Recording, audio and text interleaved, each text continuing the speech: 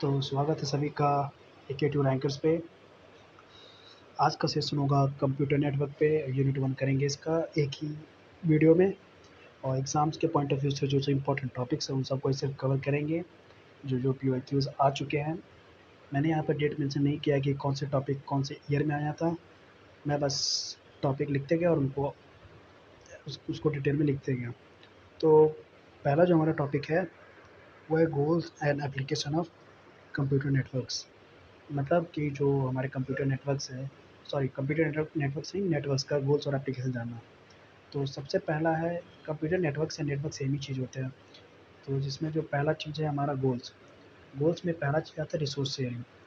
जो भी हम नेटवर्क का यूज़ किस लिए करते हैं, जैसे आप डे टू डे लाइफ में करते होंगे, जैसे इंटरनेट को एक्सेस करने के लिए नेटवर्क का यूज़ करते होंगे, एक फाइल्स को दूसरी फाइल शेयर करने के लिए इंटरनेट का यूज़ करते होंगे। इन सब चीज़ों को मैनेजेबल बनाने के लिए ये नेटवर्क का यूज़ करते हैं। तो रिसोर्स शेयरिंग में ये बहुत हेल्पफुल है। दूसरा है कि गोल्स इसका है कि रिलायबल है, डेटा का बैकअप एंड मल्टीपल पाथ्स के थ्रू कम्युनिकेट पॉसिबल होता है इसमें। उसके बाद तीसरा हमारा है कॉस्ट एफिशिएंसी। मतलब नेटवर्क के थ्रू क्या करते हैं, जो भी डाटा शेयरिंग ये सब होता है बहुत ही कॉस्ट एफिशिएंट होता है, मतलब कम पैसे में कर सकते हैं। जैसे एक ही रिसोर्स, जैसे प्रिंटर से इंटरनेट कनेक्शन को शेयर करके कॉस्ट कम की जा सकती है। और जैसे मान लीजिए नेटवर्क नहीं रहा, तो हर हर यूज़र के लिए अलग-अलग प्रिंटर, अलग-अलग इंटरनेट बनाना पड़ेगा जो ज़्यादा कॉस्टली हो जाएगा। फिर आता है स्केलेबिलिटी। ईज़िली न्यू डिवाइस या सिस्टम ऐड किए जा सकते हैं, मतलब बिना पूरा सिस्टम को चेंज किए हुए क्या कर सकते हैं, इसमें हम न्यू डिवाइसेज़ को ऐड कर सकते हैं। फिर पाँचवा आता है हमारा कम्युनिकेशन। यूज़र्स एंड डिवाइसेज़ के बीच डेटा कम्युनिकेशन पॉसिबल होता है through emails, chat, video conferencing etc. जैसे कि डे टू डे लाइफ में यूज़ करते होंगे मेल्स, व्हाट्सएप, वीडियो कॉन्फ्रेंसिंग, जो वीडियो कॉल करते होंगे, तो वो सभी नेटवर्क की वजह से ही पॉसिबल है। फिर हमारा आता है एप्लीकेशन ऑफ कंप्यूटर नेटवर्क, कहाँ-कहाँ यूज़ेज़ होते हैं, जैसे फाइल शेयरिंग में, ईमेल एंड मैसेजिंग में, रिमोट एक्सेस मतलब किसी भी डिवाइस को वायरलेसली एक्सेस करने के लिए नेटवर्क का यूज़ करते हैं। ऑनलाइन सर्विसेज, जैसे मान लीजिए फ्लिपकार्ट पे कुछ ऑर्डर करना है तो नेटवर्क का यूज़ होता है। बिज़नेस कम्युनिकेशन, बिज़नेस से रिलेटेड कोई बातचीत करना है किसी से, तो हम नेटवर्क के थ्रू ही करते हैं। एजुकेशनल यूज़, जैसे वीडियो लेक्चर यूट्यूब पे देखने, इन सब चीज़ के लिए भी हम इसका यूज़ करते हैं। फिर आता है कैटेगरीज़ ऑफ कंप्यूटर नेटवर्क्स। जो हमारे नेटवर्क्स होता है उनकी कैटेगरीज़ क्या है? सबसे पहला हमारा है लैन, लोकल एरिया नेटवर्क। छोटी ज्योग्राफिकल एरिया में यूज़ होता है, मतलब छोटे जगह पे यूज़ होता है। जैसे मान लीजिए कि आपने किसी रूम में, किसी बिल्डिंग में लगा दिया है, तो वहाँ पे उस एरिया में उसको यूज़ कर सकते हैं। High speed and low cost होता है, मतलब इसका स्पीड ज़्यादा होता है और लो कॉस्ट होता है। एग्ज़ाम्पल जैसे कि स्कूल का कंप्यूटर लैब नेटवर्क।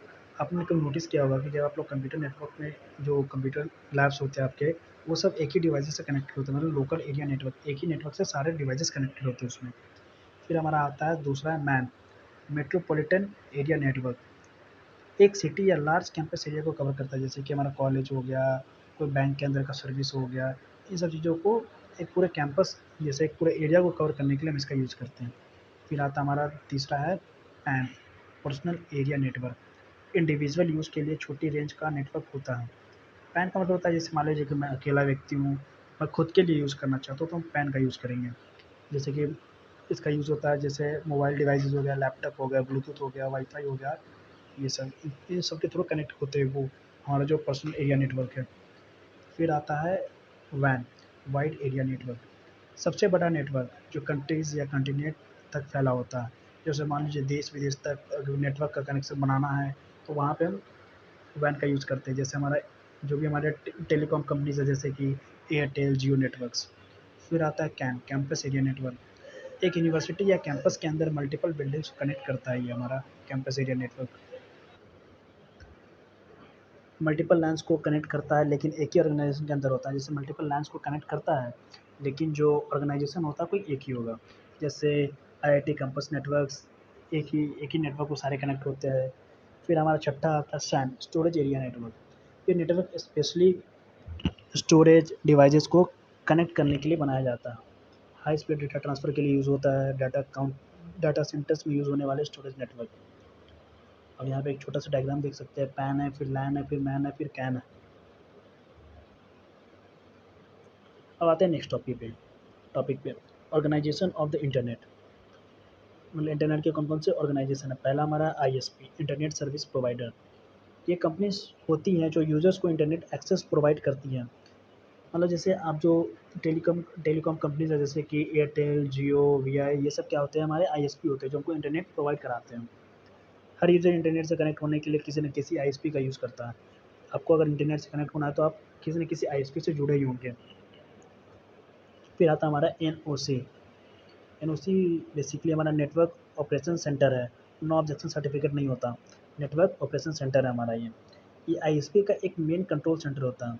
ये आईएसपी का क्या होता है, एक मेन कंट्रोल सेंटर होता है जो नेटवर्क मॉनिटरिंग एंड मेंटेनेंस करता है। ये सिंपली कुछ करता नहीं है, बस जो मतलब ना इंटरनेट प्रोवाइड करता है, कुछ नहीं। ये जो हमारा आईएसपी है उसका एक कंट्रोल सेंटर होता है जो कि आईएसपी को मॉनिटर और मेंटेन करता है। इंटरनेट के ट्रैफ़िक को मैनेज करने में हेल्प करता है। फिर तीसरा हमारा है बैकबोन नेटवर्क। ये हाई स्पीड डेटा लाइन्स होती हैं जो मेजर आईएसपीज़ एंड लार्ज नेटवर्क को कनेक्ट करती है। इनको इंटरनेट बैकबोन भी कहा जाता है। फिर आता है हमारा डीएनएस। डीएनएस को वैसे हम यूनिट 5th में पढ़ेंगे बहुत ही डिटेल में। जैसे कि यहाँ पे डीएनएस को समझ लेते हैं। डीएनएस क्या होता है, जैसे कि मान लीजिए कोई भी वेबसाइट इंटरनेट पे होस्ट है, तो वह उन सब उनको एक्सेस करने के लिए ना हमें वो आईपी एड्रेसेस लगते हैं। तो हर वेबसाइट की आईपी एड्रेसेस याद करने पॉसिबल तो है नहीं। तो डीएनएस क्या करता है, उस आईपी एड्रेस को एक ह्यूमन रीडेबल फॉर्म में बनाता है। जैसे मान लीजिए आप गूगल.com लिख रहे हैं, तो उसका एक पर्टिकुलर आईपी एड्रेस होगा जिससे वो एक्सेसिबल होगा। तो आप क्या करते हैं, सीधे जाते हैं गूगल लिखते हैं। गूगल लिखने के बाद जो आता है पहला वेबसाइट, उस पर क्लिक करते हैं जो google.com लिखा होता है, और जो google.com लिखा होता है आप वहाँ पे चले जाते हैं। तो डीएनएस उसी को क्या करता है, जैसे जो ह्यूमन रीडेबल फॉर्म था उसको फिर आईपी में कन्वर्ट करता है। देन वो जो भी आपको दिखता है सामने वो उसको एक्सेस करता है थ्रू आईपी एड्रेसेस। ये सिस्टम आईपी एड्रेस को डोमेन नेम जैसे google.com में कन्वर्ट करता है। ह्यूमन फ्रेंडली ब्राउजिंग के लिए हेल्पफुल होता है। फिर अब आता है हमारा आईएक्सपी, इंटरनेट एक्सचेंज पॉइंट। ये जगह होती है जहाँ पे मल्टीपल आईएसपी अपने नेटवर्क को इंटरकनेक्ट करती हैं। आईएक्सपी एक तरीके का एक प्लेटफॉर्म होता है जहाँ पे मल्टीपल आईएसपी जो होते हैं आके एक दूसरे से कनेक्ट करते हैं। Data exchange and fast efficient होता है ये हमारा। फिर छठा हमारा web servers and data centres. ये वो जगह है जहाँ पे वेबसाइट फाइल्स ऐप्स होते हैं। जब हम किसी साइट को ओपन करते हैं तो रिक्वेस्ट एक वेब सर्वर तक जाती है। फिर हमारा एंड यूज़र, जैसे कि हम लोग जो यूज़ करते हैं डिवाइसेस पे इंटरनेट, मोबाइल, मतलब किसी भी डिवाइस के जो हम यूज़ करते हैं वो होते हैं एंड यूज़र्स। ये एक छोटा सा डायग्राम है। आईएसपी है, फिर एनओसी है, फिर बैकबोन नेटवर्क है, आईएक्सपी से जुड़ा हुआ है, web server data centre, then हम लोग एंड यूज़र हैं। फिर आता है नेटवर्क स्ट्रक्चर। नेटवर्क स्ट्रक्चर बताता है कि नेटवर्क कैसे ऑर्गेनाइज होता है। नेटवर्क स्ट्रक्चर का मतलब है कि जो भी हम नेटवर्क यूज़ करते हैं उनका जो ऑर्गेनाइजेशन होता है, कैसे एक दूसरे के साथ कनेक्ट होते हैं, कैसे स्ट्रक्चर्ड होते हैं, उन सब चीज़ों को बताता है। Types of network structure. पहला हमारा पीयर टू पीयर नेटवर्क। हर डिवाइस इक्वल रोल प्ले करता है। पीयर टू पीयर में क्या है कि जो भी जितने भी डिवाइसेस हम काम पे लगाए हैं वो सभी एक इक्वल काम करेंगे। ये नहीं कि डिवाइस, जैसे मान लीजिए हमारे पास डिवाइस ए, जैसे मान लीजिए कि हमारे पास है device A, device B, device C and device D. तो ये जो चारों डिवाइस है हमारे, ये इक्वली काम करेंगे, इक्वली। ये नहीं कि ए ज़्यादा कर दिया, बी कम करेगा, सी करेगा ही नहीं और डी मौज काट रहा है, ऐसा नहीं, सब एक बराबर। तो ये छोटा सा डायग्राम है, file sharing between two laptops using wifi. ये हमारा पीयर टू पीयर नेटवर्क है। फिर आता है हमारा क्लाइंट सर्वर नेटवर्क। एक सेंट्रल सर्वर होता है जो सारे क्लाइंट्स को सर्विस प्रोवाइड करता है। क्लाइंट सर्वर नेटवर्क क्या होता है, एक तरह का सेंट्रल सर्वर होता है जो सभी क्लाइंट्स को सर्विस प्रोवाइड करता है। सर्वर क्या करता है, डाटा स्टोर करता है, एप्लीकेशन रन करता है। सर्वर जो है क्या करता है, डाटा को स्टोर करता है और एप्लीकेशन रन करता है। क्लाइंट क्या करता है, डाटा एक्सेस करता है या सर्विस यूज़ करता है। High security, scalability and control मिलता है इस पे। Best for large offices organisation, example जैसे कि बैंक का डेटाबेस सर्वर, जिससे मल्टीपल एम्प्लॉयज़ डाटा एक्सेस करते हैं। फिर हमारा आता है सेंट्रलाइज्ड नेटवर्क। सब डाटा एंड एप्लीकेशंस एक सेंट्रल नोड सर्वर पे स्टोर होती है। जितने भी डेटा या एप्लीकेशंस होती है सेंट्रल नोड पे स्टोर होती हैं। सारे क्लाइंट्स डायरेक्टली उसी नोड से कनेक्ट होते हैं। और इसमें इशू क्या है, अगर सेंट्रल नोड फेल हो गया तो पूरा नेटवर्क स्टॉप हो जाता है। जैसे मान लीजिए कि जो भी हमारा डेटा जो स्टोर है एक सेंट्रल नोड पे स्टोर है, अगर वो फेल हो जाता है तो जितने भी हमारे डेटाज़ है वो सब करप्ट हो जाएंगे एक तरीके से और हमारा नेटवर्क स्टॉप हो जाएगा। फिर आता है हमारा distributed network. Data and process multiple nodes पर डिस्ट्रीब्यूटेड होता है। जैसे पिछले वाले में कुछ कमी थी कि डाटा सेंट्रल नोड पे स्टोर होता है, इसमें क्या किया है कि अलग अलग जगह पे स्टोर करते हैं। ताकि अगर फेल भी हो जाए तो हम कहीं से ना कहीं एक्सेस कर लेंगे उसको। वही होता है डिस्ट्रीब्यूटेड नेटवर्क। फिर आता है हाइब्रिड नेटवर्क। ये कॉम्बिनेशन होता है peer to peer and client server architecture का। लार्ज ऑर्गेनाइजेशन में कॉमनली यूज़ होता है। फ्लेक्सिबिलिटी एंड परफॉर्मेंस दोनों मिलते हैं इसमें। और यहाँ पे एक छोटा सा डायग्राम है क्लाइंट सर्वर का, सेंट्रलाइज का, और ये हमारा डिस्ट्रीब्यूटेड का। फिर नेक्स्ट टॉपिक पे मूव करते हैं, types of network architecture. Network architecture के कौन कौन से टाइप्स है। पहला OSI model, open system interconnection. ये एक थ्योरेटिकल मॉडल है जो नेटवर्किंग प्रोसेस को 7 लेयर में डिवाइड करता है। हर लेयर का एक स्पेसिफिक रोल होता है डेटा ट्रांसफ़र में। 7 layer of OSI model, bottom to top जाते हैं हम लोग इसमें। पहला हमारा physical layer, data link layer, transport layer, network layer, session layer, presentation layer और एप्लीकेशन लेयर। इसको आगे हम पढ़ेंगे अच्छे से डिटेल में। सेकंड हमारा टॉपिक है टीसीपी/आईपी मॉडल। ये प्रैक्टिकल मॉडल है। ओएसआई मॉडल क्या था, थ्योरेटिकल था। टीसीपी/आईपी मॉडल हमारा प्रैक्टिकल मॉडल है जो इंटरनेट से यूज़ होता है। इसमें सिर्फ 4 लेयर होती है और ये ओएसआई मॉडल से सिंपलर है। इसके जो चार चार लेयर है, नेटवर्क इंटरफेस, इसमें जो ये इक्वली होता है हमारा जो ओएसआई मॉडल का फिजिकल प्लस डेटा लिंक होता है, उन दोनों को मिला के इक्वली होता है नेटवर्क इंटरफेस। फिर दूसरा हमारा internet, works like OSI network layer. ये जो ओएसआई का जो नेटवर्क लेयर होता है उसकी तरह काम करता है इंटरनेट लेयर। ट्रांसपोर्ट लेयर में ये टीसीपी यूडीपी प्रोटोकॉल्स को हैंडल करता है, उसके डेटा डिलीवरी को।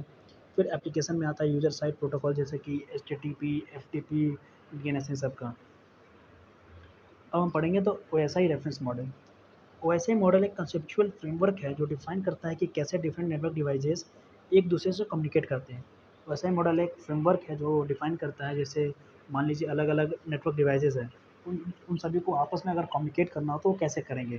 जैसे मान लीजिए कोई काम निकलवाना है, तो जैसे कोई एक इंस्ट्रक्शन दिए, वो इंस्ट्रक्शन किसी और नेटवर्क में जाएगा। ऐसे लेयर्स होती है, कम्युनिकेट करती रहती है एक दूसरे से, ताकि हमारा जो भी हम लोग इनपुट देते हैं वो प्रोसेस होकर हमें आउटपुट मिले। तो इसमें 7 लेयर्स होती है वैसे मॉडल के। पहला है physical layer. Physical layer actual physical connection को हैंडल करती है, जैसे वायर से कनेक्शन होता है, ये सब चीज़ें, केबल, स्विचेज़, इन सब फिजिकल लेयर में आते हैं हमारा। ईथरनेट केबल्स भी, जैसे हब। सेकंड है हमारा डाटा लिंक लेयर। ये लेयर डाटा को फ्रेम्स में कन्वर्ट करती है। एरर डिटेक्शन है, मैक एड्रेसिंग हैंडल करती है। इसके एग्जांपल है स्विच, मैक एड्रेसेस। तीसरा हमारा नेटवर्क लेयर, रिस्पॉन्सिबल होता है राउटिंग एंड आईपी एड्रेसिंग। यहाँ से डेटा मल्टीपल नेटवर्क्स पर ट्रैवल करता है। नेटवर्क लेयर से क्या होता है कि जो भी डेटा है वो मल्टीपल नेटवर्क्स में ट्रैवल करती है, जैसे कि राउटर एक डेटा को बहुत सारी जगह पे डाटा भेज सकती है जहाँ जहाँ उसकी नीड होती है, आईपी एड्रेसेस। फिर हमारा चौथा है ट्रांसपोर्ट लेयर। ये layer end to end communication को रिलायबल बनाती है। ट्रांसपोर्ट लेयर क्या करता है, जैसे अगर एक लेयर को दूसरी लेयर से बात करना होगा तो उसके बीच में एक end to end communication provide करती है। यूज़ करती है protocols like TCP, transmission control protocol, and user datagram protocol, UDP. पाँचवा हमारा सेशन लेयर। ये layer session establish, manage and terminate करती है बिटवीन एप्लीकेशन। सेशन लेयर क्या करता है, सेशन को एस्टैब्लिश करता है, मैनेज करता है एंड टर्मिनेट करता है एप्लीकेशन लेयर के बीच में, जैसे कि लॉगिन करना, रिमोट प्रोसीजर कॉल करना। छठा हमारा प्रेजेंटेशन लेयर। ये लेयर डेटा को इनक्रिप्ट, डिक्रिप्ट एंड कॉम्प्रेस करती है। प्रेजेंटेशन लेयर क्या करता है, जो भी डेटा होता है उसको इनक्रिप्ट करता है, डिक्रिप्ट करता है। इनक्रिप्ट का मतलब होता है इनकोड करना, डिक्रिप्ट का मतलब होता है डिकोड करना, और कंप्रेस करता है मतलब बड़े डाटा को छोटे में कन्वर्ट करता है एक तरीके से। इंश्योर कि दोनों साइड का डेटा सेम फॉर्मेट में हो, और ये इंश्योर करता है कि जो डेटा सेंड किया गया और रिसीव किया गया हो, वो अगर जैसे हम पीडीएफ में भेज रहे हैं तो पीडीएफ में ही रिसीव होना चाहिए उसका आउटपुट। सातवां एप्लीकेशन लेयर। ये एप्लीकेशन लेयर वो है जो हम लोग यूज़ करते हैं, जैसे मान लीजिए कोई ऐप्स यूज़ कर रहा है, जैसे मान लीजिए कि यहाँ पे यूट्यूब ही है, हम यूट्यूब यूज़ कर रहे हैं तो हमारा एक एप्लीकेशन लेयर कह सकते हैं उसको। अब इसके डायग्राम से एप्लीकेशन लेयर इन सबको आपस में कनेक्ट कर देंगे।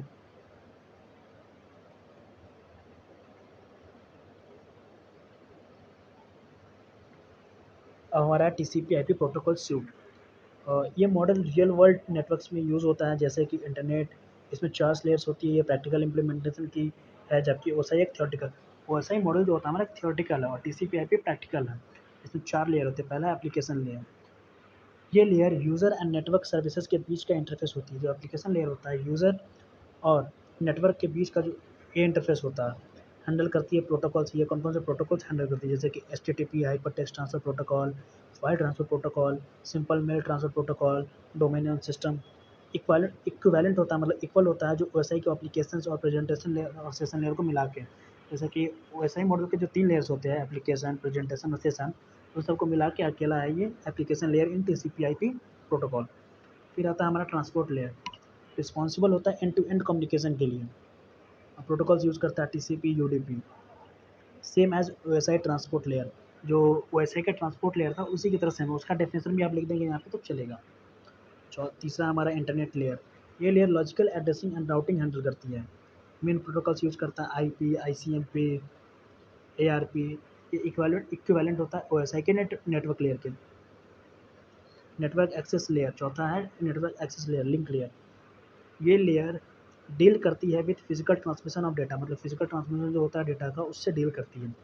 Combines physical plus data link layer of OSI models, मतलब डेटा लिंक और फिजिकल लेयर जो होता है ओएसआई मॉडल का, उन सबको कंबाइन करता है। इसमें इन्वॉल्व है हमारा हार्डवेयर, जैसे कि ईथरनेट, स्विचेस, मैक एड्रेसेस।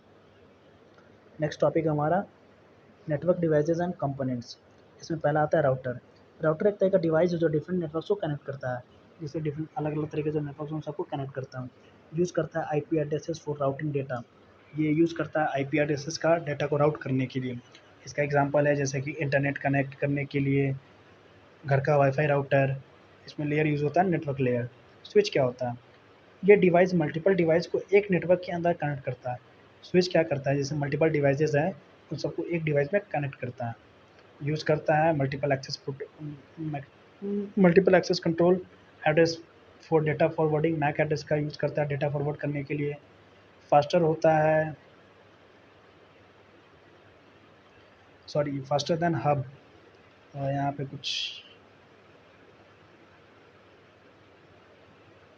कुछ मिस्टेक हो गया, ये हमारा फास्टर देन हब, हब से फास्टर और स्मार्ट होता है।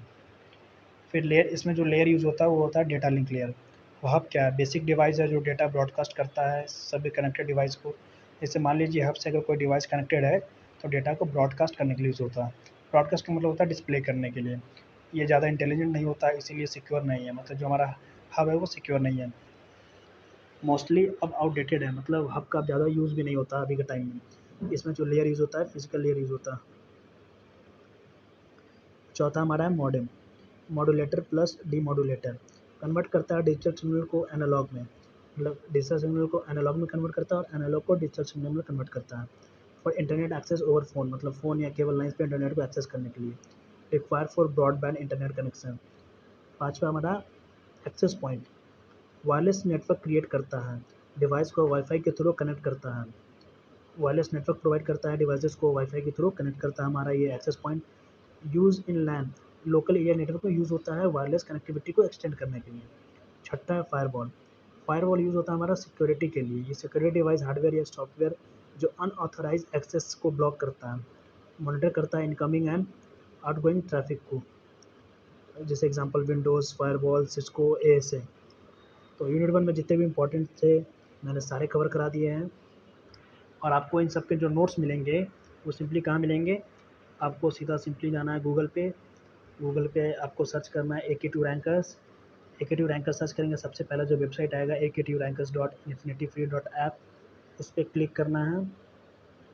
उस पर क्लिक करने के बाद आपको सिंपली जाना है गेट स्टार्टेड पे।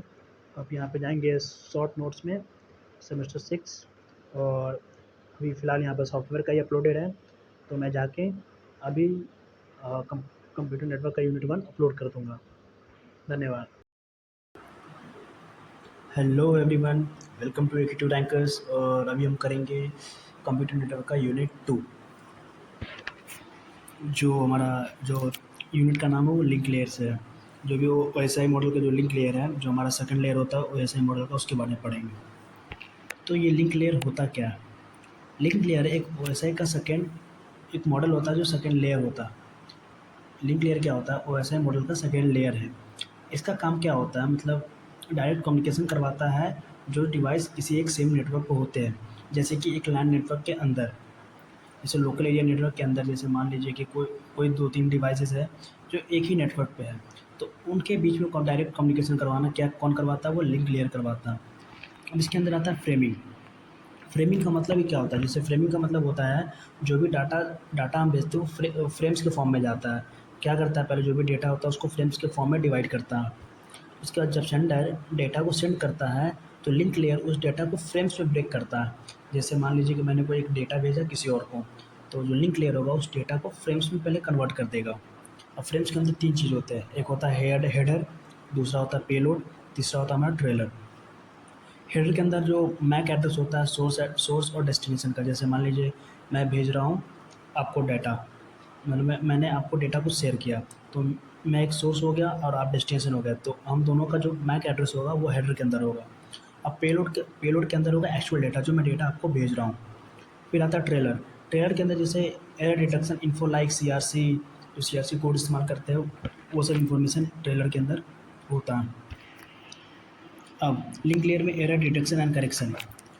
अब मान लीजिए जब भी हम कोई डाटा ट्रांसमिट करते हैं, जैसे मैंने आपको डेटा कुछ भेजा, तो ट्रांसमिशन के टाइम मतलब कुछ प्रोबेबिलिटीज़ होती है, कुछ चांसेस होती है कि डेटा लॉस हो जाए या कुछ एरर आ जाए डेटा में।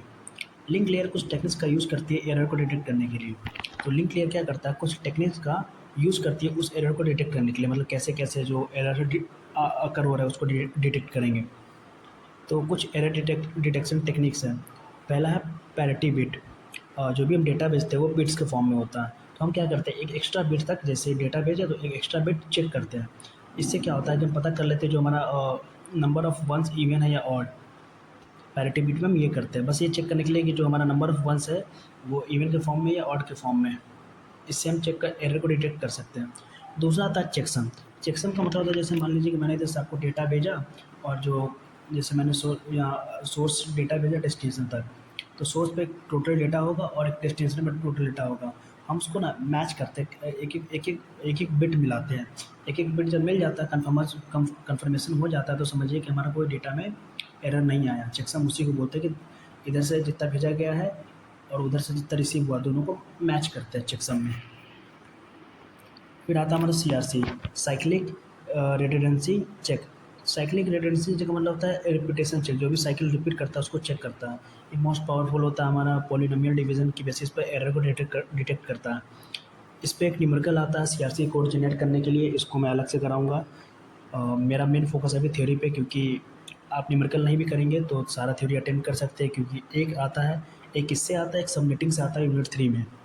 तो आप उसको चाहे तो छोड़ भी सकते हैं, लेकिन मैं उसको दोनों को करवा दूंगा न्यूमेरिकल सेपरेटली अलग से। तो चलते अब आता है एरर करेक्शन टेक्निक्स, मतलब एरर को करेक्ट करने का कौन कौन सा टेक्निक है।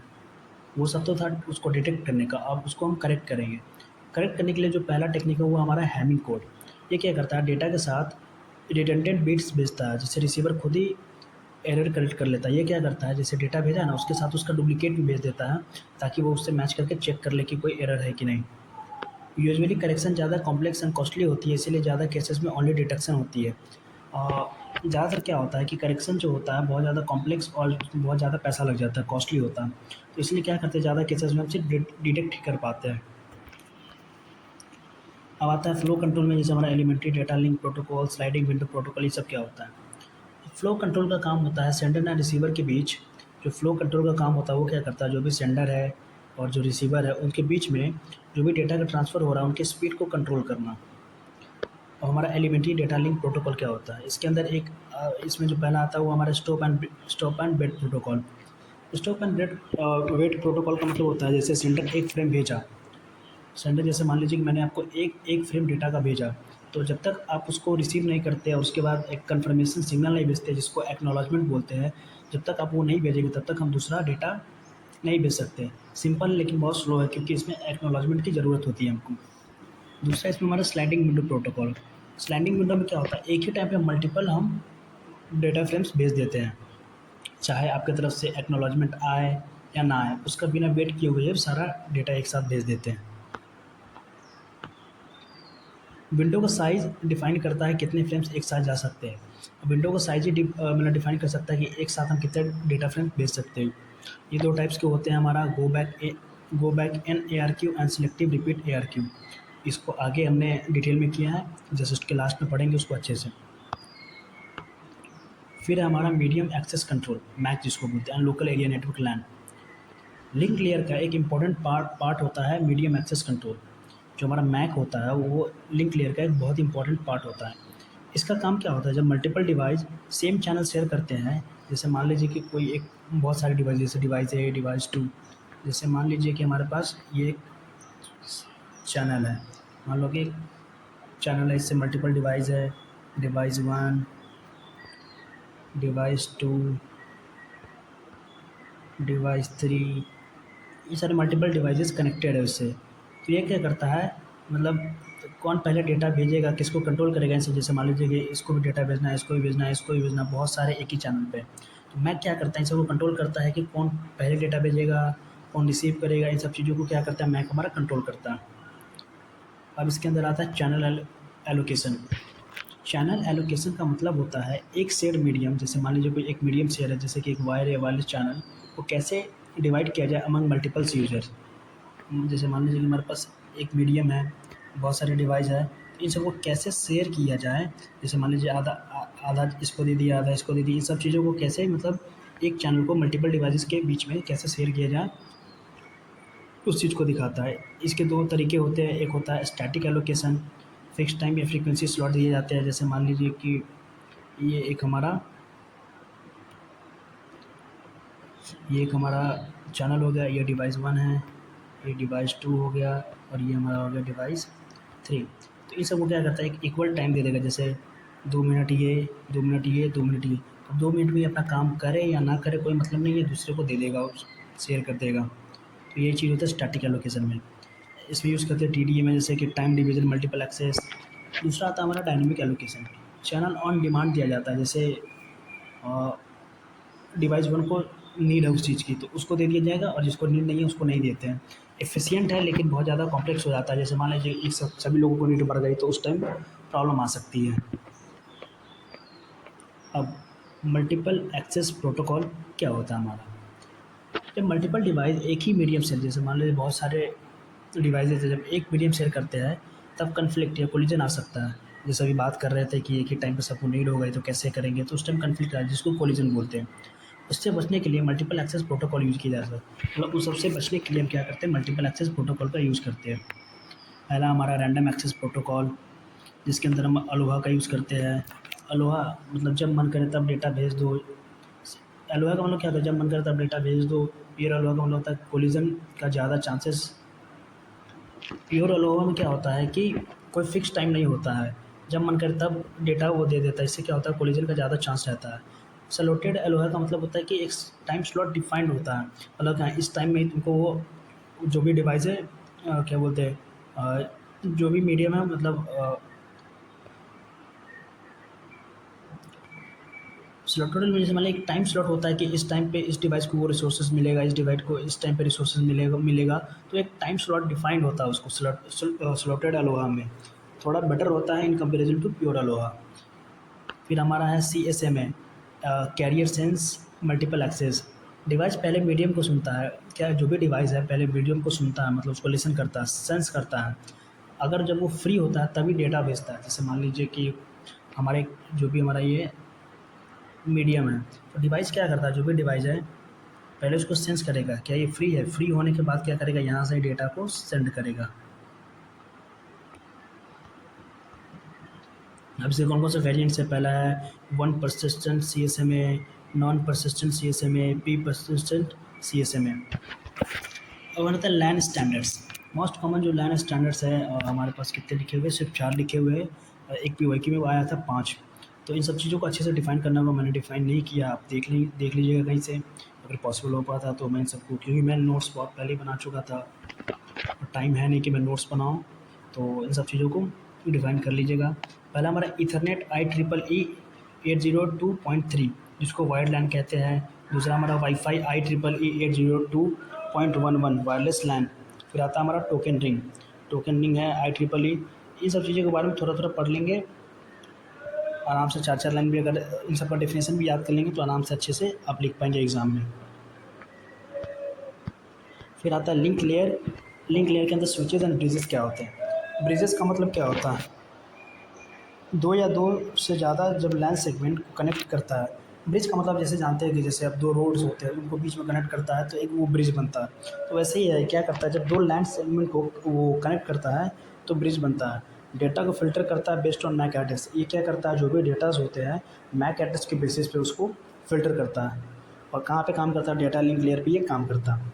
ये 2 नंबर में आए हुए थे इसलिए करा था। स्विचेस क्या होते हैं, स्विचेज हमारे ब्रिज का एडवांस फॉर्म होता है। एक पोर्ट पे डेटा भेजने के लिए डिसीजन लेता है, मतलब किसी एक पोर्ट पे डेटा भेजने के लिए डिसीजन मेकिंग का काम करता है।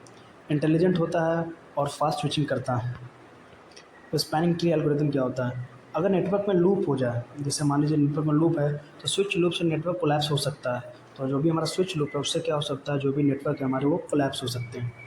और spanning tree algorithm ST use होता है लूप को डिटेक्ट करने में, प्रिवेंट करने के लिए।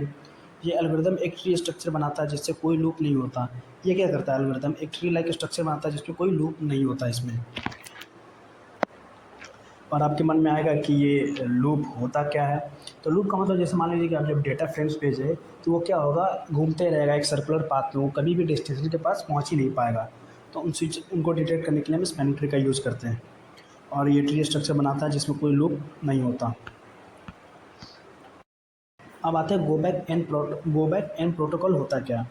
गो बैक एन प्रोटोकॉल क्या होता है, एरर कंट्रोल एक एरर कंट्रोल है जो स्टॉप एंड वेट से बेटर होता है। मतलब जो हमारा स्टॉप एंड वेट प्रोटोकॉल होता है उससे बेटर होता है। इसमें क्या करता है, सेंडर मल्टीपल फ्रेम्स एक साथ भेजता है बिना वेट किए हुए इंडिविजुअल एक्नॉलेजमेंट का। इंडिविजुअल एक्नॉलेजमेंट का मतलब होता है कि हर एक डेटा फ्रेम्स के बाद एक्नॉलेजमेंट सेंड करना, मतलब कन्फर्मेशन सिग्नल भेजना हो, जैसे कि डेटा आ गया। इसमें जब मल्टीपल जाते हैं तब वो एक्नॉलेजमेंट हमारा भेजता है कि हाँ डेटा रिसीव हो गया। अगर कोई एक डेटा फ्रेम या एरर या मतलब डेटा का लॉस हो जाता है तो उसमें हमको फिर से दोबारा सारा भेजना पड़ता है डेटा। जैसे मान लीजिए कि मेरे पास है डेटा फ्रेम 1 2 3 4। मान लीजिए कि डेटा 1 2 3 हमारा रिसीव्ड हो गया है, लेकिन जो डेटा 4 था वो लॉस हो गया। तो हमको फिर से 1 2 3 एंड 4 सब दोबारा भेजना पड़ेगा। ये सबसे बड़ा एडवांटेज है। इससे हमारा क्या होता है, जो भी बैंडविड्थ होता है उसका लॉस होता है बहुत बड़ा। अब इसमें क्या आता है, सेंटर के पास एक विंडोज़ होती है, मतलब जो भी हमारा सेंटर होता है उसके पास एक स्लाइडिंग विंडो होता है, जैसे कि मान लीजिए साइज़ 4, जिसमें वो एक बार में ही 4 फ्रेम सेंड कर सकता है। और पीछे पढ़े भी थे कि जो कितना मल्टीपल डेटा भेजेंगे डेटा फ्रेम्स वो किस पर डिपेंड करता है, it depends on the size of हमारा स्लाइडिंग विंडो के ऊपर। अगर किसी फ्रेम का एक्नॉलेजमेंट नहीं आता, जैसे मान लीजिए किसी फ्रेम का एक्नॉलेजमेंट नहीं आया, उस फ्रेम का मतलब जो भी डेटा लॉस हुआ है, तो क्या करेंगे, फिर से सारा डेटा भेजना पड़ता है। जैसे मान लीजिए कि यहाँ पे एक एग्जांपल दे दीजिएगा। सेंडर फ्रेम 1 2 3 4 सेंड करता है, रिसीवर को 1 एंड 2 रिसीव कर किया करके एक्नॉलेजमेंट भेज दिया कि 1 एंड 2 रिसीव हुआ, 3 4 नहीं आया, डाटा 3 लॉस्ट हो गया। तो अब ये क्या करेगा, फिर से 1 2 3 एंड 4 को दोबारा से ये फिर भेजेगा रिसीवर के पास। इसके फीचर्स क्या क्या है, एफिशिएंट होता है स्टॉप एंड वेट से, मतलब मल्टीपल फ्रेम्स एक साथ भेजते हैं बेटर तरीके से। स्लाइडिंग विंडो मैकेनिज्म का यूज़ करता है। Recents multiple frames if one frame fails, मतलब क्या करता है, जैसे मान लीजिए कि अगर एक फ्रेम भी फेल हो जाता है तो फिर से वो सारा फ्रेम्स को भेजता है। डिसएडवांटेज क्या है, वेस्टेज ऑफ बैंडविड्थ, मतलब बैंडविड्थ का बहुत ज़्यादा वेस्ट होता है in case of single error. अगर एक भी एरर आता है तो फिर से सारा डेटा भेजना पड़ता है, ये एक डिसएडवांटेज है। अगर एक फ्रेम भी एरर अगर मतलब एक फ्रेम में भी एरर आ जाता है देन उसके बाद सारे फ्रेम्स दोबारा सेंड किए जाते हैं। वही बात को दोबारा कह रहा है कि अगर एक फ्रेम में भी एरर होता है तो उसको सारा दोबारा से भेजा जाता है। अब आता है हमारा सिलेक्टिव रिपीट प्रोटोकॉल। ये क्या होता है, एक एडवांस एरर कंट्रोल प्रोटोकॉल है जो गो बैक एन से बेटर है। इसमें क्या होता है, जैसे मान लीजिए कि जो डेटा लॉस्ट होता है हम सिर्फ उसी को भेजते हैं। गो बैक एन में क्या करते हैं, जैसे मान लीजिए 4 डेटा फ्रेम्स भेजे, 4 में से कोई एक लॉस हो गया तो हम दोबारा चारों भेजेंगे। लेकिन सिलेक्टिव रिपीट में क्या होता है, जैसे मान लीजिए कोई एक डेटा हमारा लॉस हुआ तो हम सिर्फ वही डेटा भेजते हैं जो हमारा लॉस हुआ। इसका मतलब है कि error resend only that frames not all after 8, मतलब सिर्फ वही भेजेगा जो लॉस हो गया। वर्किंग क्या है, सेंडर एंड रिसीवर दोनों के पास विंडोज़ होती है। इसमें क्या होता है कि जो भी सेंडर होते हैं और जो रिसीवर्स होते हैं दोनों के पास विंडोज़ होता है। जैसे साइज़ 4 मान लिए, सेंडर्स मल्टीपल फ्रेम सेंड करता है बिना वेट किए हुए। Receiver out of order frames की एक्सेप्ट करता है, जो भी आउट ऑफ ऑर्डर फ्रेम्स होता है उसको भी एक्सेप्ट करता है। रिसीवर एक्नॉलेजमेंट सेंड करता है हर एक फ्रेम्स के लिए सेपरेटली, इसमें हर एक फ्रेम्स के लिए सेपरेटली एक्नॉलेजमेंट देता है। अगर कोई फ्रेम का एक्नॉलेजमेंट नहीं आया तो सिर्फ वही फ्रेम्स रिसेंड करते हैं। इसमें क्या होता है, हर एक इंडिविजुअल, जैसे डेटा 1 गया तो एक्नॉलेजमेंट मिला, डेटा 2 गया तो एक्नॉलेजमेंट मिला, और जैसे मान लें डेटा 3 का एक्नॉलेजमेंट नहीं आया, मतलब कन्फर्मेशन सिग्नल नहीं आया, तो सिर्फ डेटा 3 को ही भेजेंगे, ना कि डेटा 1 2। एग्जाम्पल भी दिया हुआ है, लिख लेंगे खुद से। अब फीचर्स क्या है? एफिशिएंट बैंडविड्थ यूज़, मतलब बैंडविड्थ का यूज़ अच्छे से होता है, क्योंकि हमको पता है जो डेटा लॉस होता है सिर्फ उसी को भेजते हैं। और सेकंड पॉइंट पे भी वही लिखा हुआ है, ओनली मिसिंग फ्रेम रिसेंट होती है। जो भी जो भी हमारा मिसिंग फ्रेम होता है वही सिर्फ सेंड होती है। Receive out of order frames, जो भी आउट ऑफ ऑर्डर फ्रेम्स होता है उन सबको रिसीव कर लेता है। हाई परफॉर्मेंस होता है इन हाई एरर नेटवर्क्स, मतलब हाई एरर नेटवर्क में इसकी अच्छी परफॉर्मेंस होती है। और बस इतना ही था हमारा। और यहाँ पे हमारा यूनिट 2 जो था ख़त्म हो गया है। इससे जो एक न्यूमेरिकल है सीआरसी कोड जनरेशन से, वो मैं अलग से अपनी वीडियो में करवा दूँगा। इसको अच्छे से तैयार कर लीजिएगा। और इसमें कुछ कुछ चीज़ें हैं जो मैंने बहुत छोटे में लिखा है, जैसे कि ये लैन स्टैंडर्ड्स है, ये ज़्यादा कुछ इंपॉर्टेंस बहुत ज़्यादा ही है, इसमें से 5 को याद करना है। हम 4 लिखे, आपको ये देख सकते हैं। इन सब का डेफिनेशन देख लेना है कि क्या है क्या नहीं, कैसे काम करता है, मतलब ओवरऑल ये कहना क्या चाहता है, उन सब चीज़ों के बारे में देख लीजिएगा। एंड नेक्स्ट आते हैं कि इसमें एक और टॉपिक है जो हमारा है अलोहा। अलोहा के बारे में अच्छे से पढ़ लीजिएगा। अलोहा 2 टाइप के होते हैं, एक प्योर अलोहा होता है, एक स्लॉटेड अलोहा होता है। प्योर में हमारा होता है कि फिक्स टाइम पार्टीशनिंग नहीं होता, इसमें एक स्लॉट दिया होता है कि हाँ इस टाइम तक वो रिसोर्स का यूज़ करेगा। इसको अच्छे से देख लीजिएगा। उसके बाद जितने भी टॉपिक थे मैंने करवा ही दिए हैं, इसके अलावा यूनिट 2 में कुछ है नहीं। और जितने पीवाईक्यूज़ थे इसमें ही कवर हो गए हैं। और कुछ कुछ टॉपिक्स हैं जो अभी भी हम कह रहे हैं कि जो अभी थोड़ी देर पहले वीडियो अपलोड की थी जिसके अंदर मोस्ट इंपॉर्टेंट फॉर एग्ज़ाम डाला था, उसमें से 3-4 टॉपिक्स ऐसे हैं जो मैंने नहीं करवाए हैं। उन सब के लिए जो जो टॉपिक छूट गए, यूनिट 1 से भी एक टॉपिक छूटा हुआ है, उन सबको भी एक सेपरेट वीडियो में अलग से, क्योंकि मुझे नोट्स बनाने पड़ेंगे, लिखने पड़ेंगे, तो मैं लिख के आज शाम से पहले सारे अपलोड कर दूँगा। और आज यूनिट 2 हो रहा है, यूनिट 1 ऑलरेडी अपलोडेड है, आप देख सकते हो उसको। और प्लेलिस्ट बना दिया हूँ मैं, वहाँ पे जाके चेक कर लेंगे। उसके बाद क्या करना है, शाम तक यूनिट 3 भी हो जाएगी, कल यूनिट 4 और 5 हो जाएगा। परसों आपके पास पूरा दिन का टाइम रहेगा जहाँ पे आप रिवीजन करेंगे। तो अच्छे से प्रिपरेशन कीजिए। नोट्स आपको टेलीग्राम पे मिल जाएंगे, और चाहे तो आप वेबसाइट पे भी जा सकते हैं एकेटिव रैंकर्स पे, वहाँ से भी आपको मिल सकते हैं। तो best of luck for your exam. अच्छे से पढ़िए और फुल्ली डिपेंडेंट इन सब चीज़ों पे नहीं रहिए, क्योंकि ये बहुत ज़्यादा शॉर्ट होते हैं, ये सब चीज़ें दिमाग से मिस आउट होने के चांसेस रहते हैं। तो प्रॉपर रिवीजन करना भी ज़रूरी है। इससे है कि आप एक एवरेज मार्क्स ला सकते हैं 70 to 80% के अराउंड। मेरे खुद आते थे लगभग, जितने भी सेमेस्टर में आए 80 प्लस, मतलब 8.8 से ऊपर ही से हमारा एसजीपीए बना है। तो मैं सिर्फ ऐसे ही पढ़ के जाता हूँ तो मेरे बन जाते थे। तो मैं चाहूँगा कि आप लोग भी ऐसे ही पढ़ के जाएँ, आराम से बन जाएंगे। क्योंकि आप अगर थर्ड ईयर में हैं तो इतने तो सेंस होगा ही कि आप कोई भी चीज़ समझ के लिख सकते हैं, बस वही चाहिए होता है। मैंने बच्चों में एक कमज़ोरी पकड़ी कि जैसे बच्चे होते हैं ना, चीज़ों को समझ नहीं पाते हैं, लिखना उनको आता है बस समझ नहीं पाते हैं।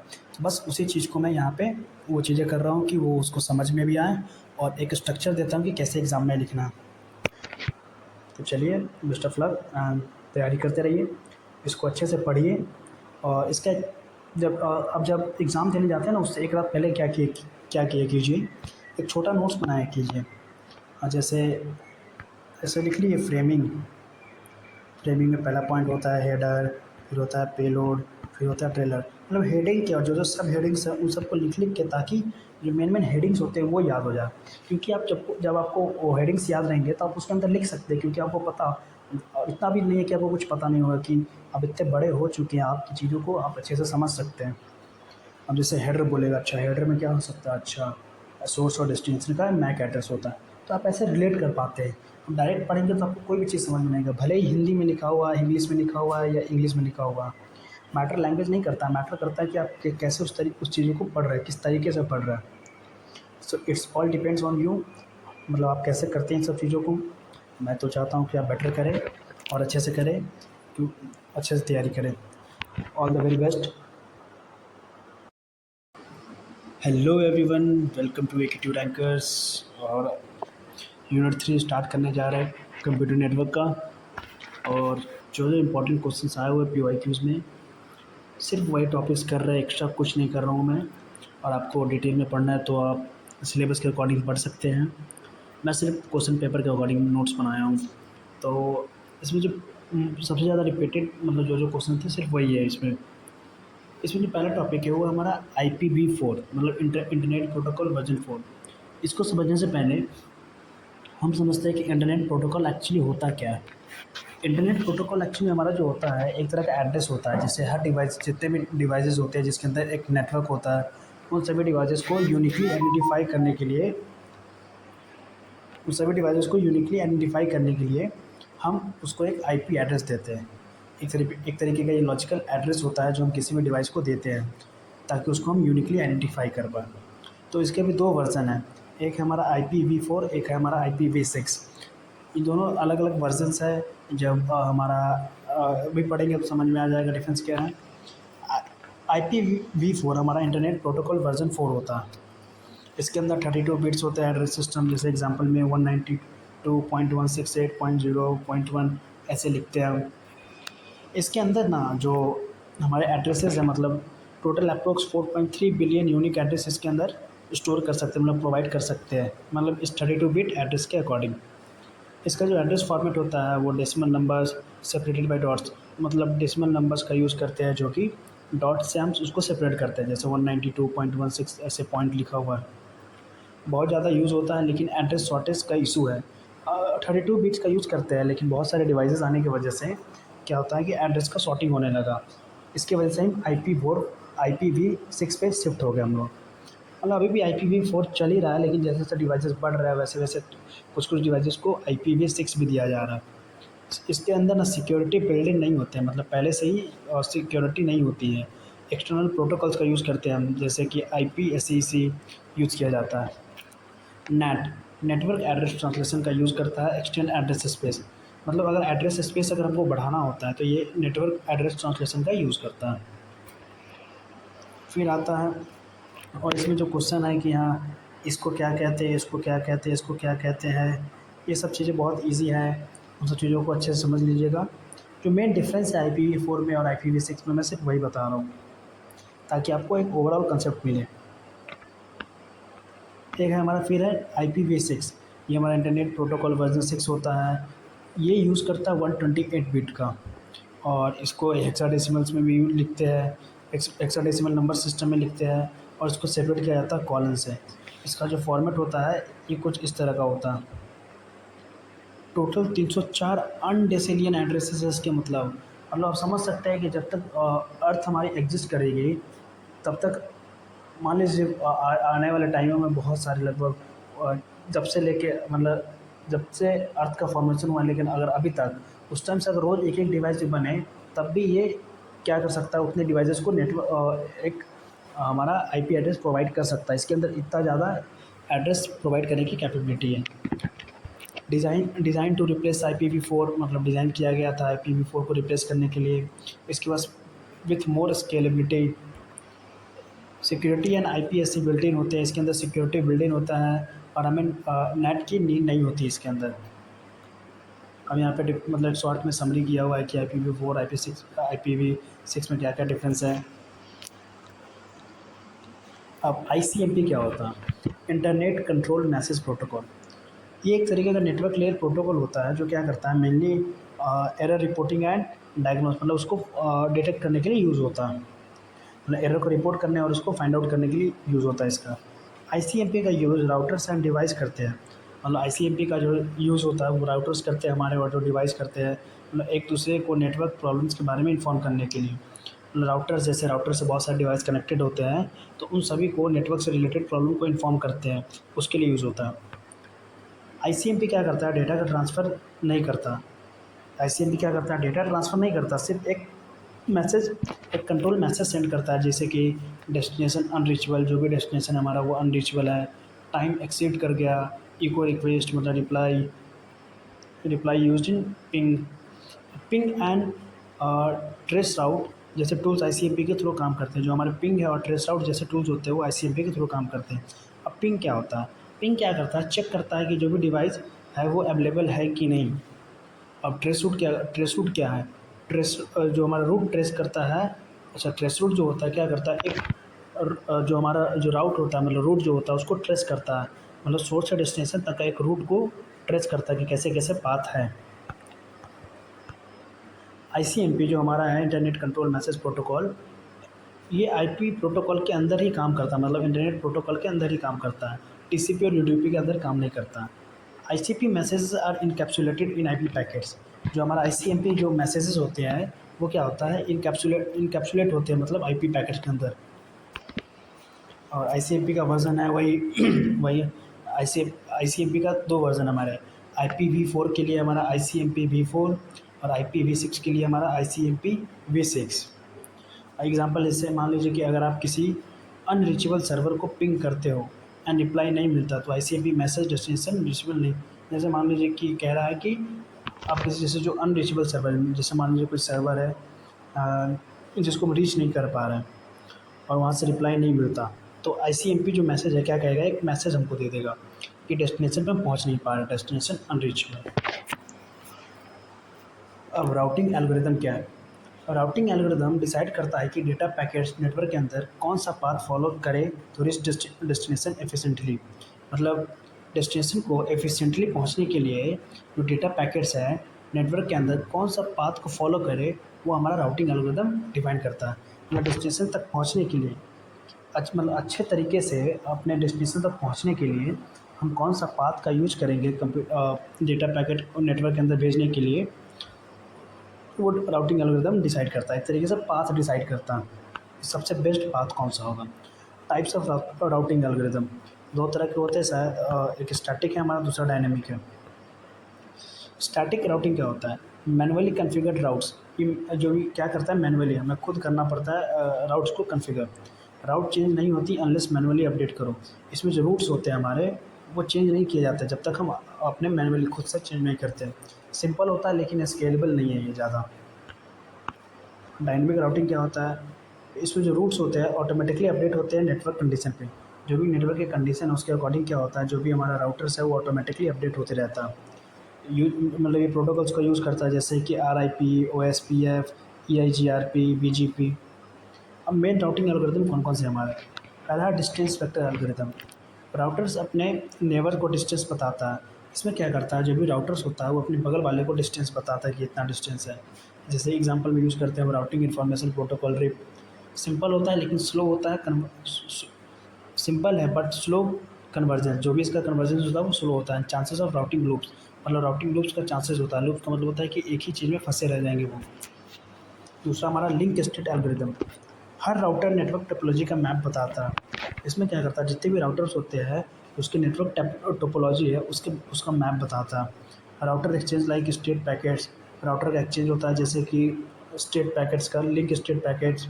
एग्जांपल इसके लिए जो हम यूज़ करते हैं वो हमारा आता है open shortest path first, OSPF। Fast होता है, लूप फ्री होता है, एफिशिएंट होता है। तीसरा हमारा पाथ वेक्टर एल्गोरिदम, और ये BGP में यूज़ होता है, बॉर्डर गेटवे प्रोटोकॉल के अंदर। मेंटेन करता है entire path information to prevent loops, मतलब पूरे इंटायर पाथ को ये मेंटेन करता है, किससे? लूप से प्रिवेंट करने के लिए यूज़ किया जाता है। फॉर इंटर डोमेन राउटिंग, ये यूज़ होता है हमारा इंटर डोमेन राउटिंग के लिए। अब इसके की पॉइंट्स क्या क्या है? इसका गोल होता है shortest, safest and fastest path find करना। इसका जो मेन गोल होता है, जो मतलब सबसे छोटा, सबसे सेफ एंड सबसे फास्ट पाथ को फाइंड आउट करना।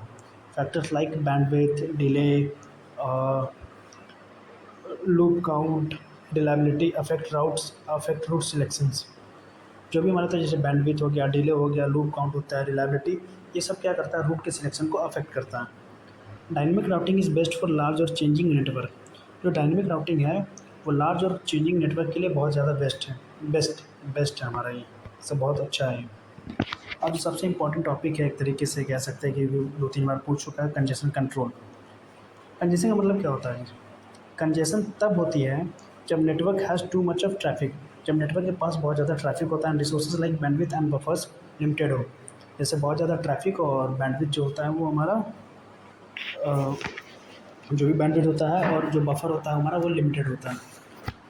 इससे जो packet loss, delay and performance digression होती है, इससे क्या होता है, जो डेटा पैकेट्स होते हैं वो लॉस हो सकते हैं, डिले आ सकती है, एंड जो भी हमारा परफॉर्मेंस है वो डिग्रेड हो सकता है। कंजेशन का मतलब होता है जैसे मान लीजिए कि किसी एक नेटवर्क बहुत ज़्यादा बिजी हो गया, मतलब ट्रैफिक बहुत ज़्यादा आ गया उसमें, और जो भी रिसोर्सेज होते हैं हमारे बैंडविड्थ एंड बफर वो लिमिटेड हो जाते हैं इसके अंदर। इससे हमारा डेटा लॉस हो जाता है। जैसे डेटा भेजेंगे, ट्रैफिक है तो डेटा पहुंच नहीं पाएगा।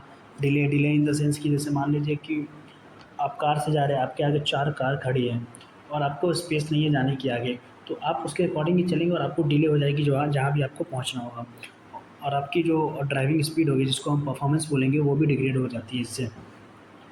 अब types of congestion control techniques, और कंजेशन कंट्रोल टेक्निक्स के टाइप्स कौन कौन से हैं। पहला है हमारा open loop congestion control. Open loop congestion control में क्या करते हैं हम, कंजेशन होने से पहले ही प्रिकॉशन लेते हैं। इसमें क्या करते हैं, जो कि कंजेशन होने से पहले ही हम प्रिकॉशन ले लेते हैं, जो भी सेफ्टी मेजर्स होते हैं हम ले लेते हैं। ये प्रिवेंटिव टेक्निक होता है। प्रिवेंटिव टेक्निक मतलब कंजेशन होने से पहले ही बचाता है।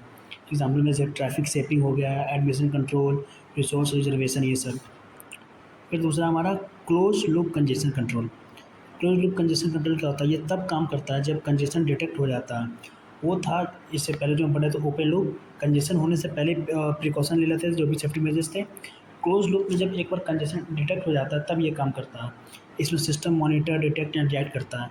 इसमें क्या करता है, जो भी हमारा कंप्यूटर नेटवर्क सिस्टम होता है वो मॉनिटर करता है, उसको डिटेक्ट करता है, रिएक्ट करता है। एग्जाम्पल में यूज़ करते हैं जैसे कि हमारा बैक प्रेशर, चोक पैकेट्स, ये सब। अब पढ़ते हैं कंजेशन कंट्रोल इन टीसीपी, ट्रांसमिशन कंट्रोल प्रोटोकॉल में कंजेशन क्या होता है।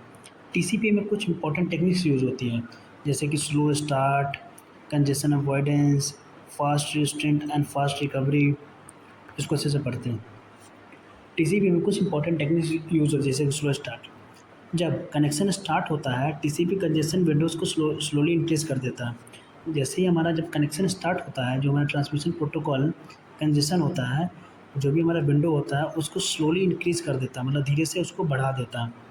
ये प्रिवेंट करता है सडन कंजेशन से। जो हमारा स्लो स्टार्ट होता है ये क्या करता है, सडन मतलब अचानक जो होने वाले कंजेशंस होते हैं, ट्रैफिक्स होते हैं, उससे इसको प्रिवेंट करता है। फिर आता है हमारा दूसरा कंजेशन, कंजेशन अवॉइडेंस। जब कंजेशन का सिग्नल मिलता है टीसीपी कंजेशन विंडोज़ को ग्रेजुअली इंक्रीज करता है इंस्टेड ऑफ एक्सपोनेंशियली। मतलब एक्सपोनेंशियल करने की वजह से क्या करता है, धीरे धीरे इसको बढ़ाता है जो भी सिग्नल मिलता है कि कंजेशन होने वाला है। तीसरा हमारा fast retransmit and fast recovery. जब 3 डुप्लिकेट्स एक्नॉलेजमेंट मिलते हैं तो टीसीपी एज्यूम करता है कि पैकेट लॉस्ट हुआ है एंड उसे रिट्रांसमिट करता है बिना टाइम आउट के वेट किए हुए। जैसे मान लीजिए कि कोई 3 डुप्लिकेट एक्नॉलेजमेंट मिला, 3 डुप्लिकेट एक्नॉलेजमेंट को, जैसे मान लीजिए हमने डेटा भेजा और डुप्लिकेट एक्नॉलेजमेंट मिला कि हाँ डेटा पहुंच चुका है, लेकिन डेटा पहुंचा नहीं है। तो टीसीपी एज्यूम करता है कि जो मतलब एज्यूम कर लेता है, जब एक्नॉलेजमेंट डुप्लिकेट एक्नॉलेजमेंट मिलता है तो वो करता है, वो मतलब एज्यूम कर लेता है कि इसमें डेटा पैकेट्स का लॉस हुआ है। तो वो क्या करता है, जो भी डेटा पैकेट्स होते हैं उसको रीट्रांसमिट मतलब दोबारा से भेजते हैं उसको। कंजेशन विंडोज़ को भी एडजस्ट करता है टू अवॉइड फ्यूचर कंजेशन।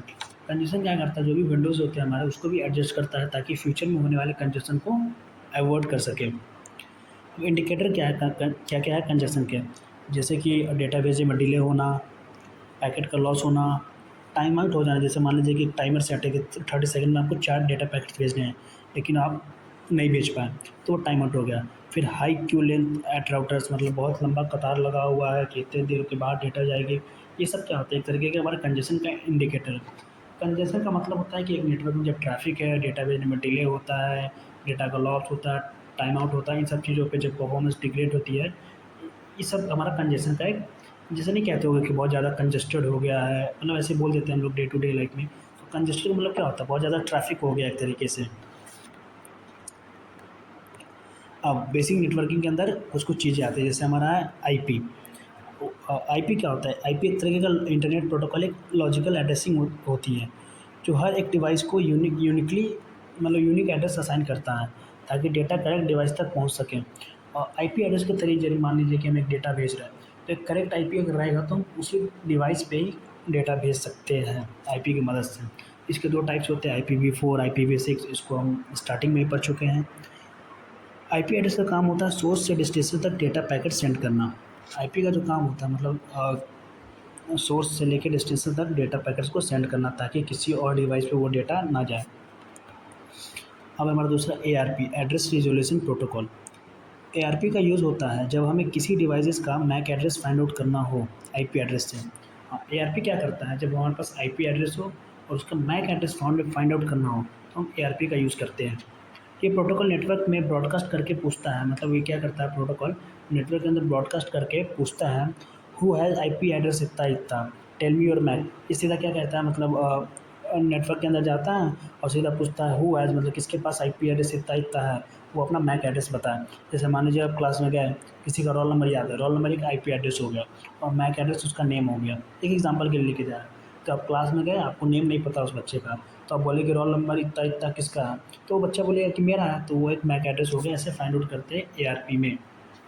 जो डिवाइस मैच करता है वो अपना मैक एड्रेस सेंड करता है। अब वही जैसे कि जिसका रोल नंबर मैच किया वो अपना नाम बताया, तो वैसे ही है कि अपना एक आईपी मैक एड्रेस बता दिया। फिर आता है हमारा RARP, reverse address resolution protocol.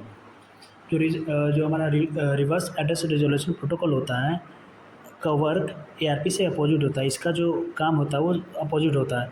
इसके पास मैक एड्रेस होता है लेकिन आईपी एड्रेस नहीं होता है। जब डिवाइस को मैक एड्रेस तो पता होता है, इसमें क्या होता है, जो भी डिवाइसेस होती हैं उसको तो मैक एड्रेस पता होता है लेकिन उसका आईपी एड्रेस नहीं पता होता है, तो वो आरएआरपी का एक आरएआरपी रिक्वेस्ट सेंड करता है। सर्वर उस मैक के बेसिस पर उसे आईपी असाइन करता है, मतलब उस मैक एड्रेस के अकॉर्डिंग उसको आईपी असाइन कर देता है। फिर हमारा DHCP, dynamic host configuration protocol. DHCP automatically device को IP address, subnet mask, gateway and DNS assign करता है। जो DHCP है क्या करता है, डिवाइस को automatically IP address, subnet mask, gateway and DNS assign कर देता है डिवाइसेस को ऑटोमेटिकली। जैसे मान लीजिए जब आप फ़ोन या पीसी कनेक्ट करते हो वाईफाई से, तो DHCP से आईपी मिलता है, मैच होता है। जैसे मान लीजिए कि फ़ोन या पीसी को एक वाईफाई से कनेक्ट किए, जो जो हमारा डायनेमिक होस्ट कॉन्फ़िगरेशन प्रोटोकॉल होगा वो जो भी हमारा वाईफाई होगा उससे मैच करेगा।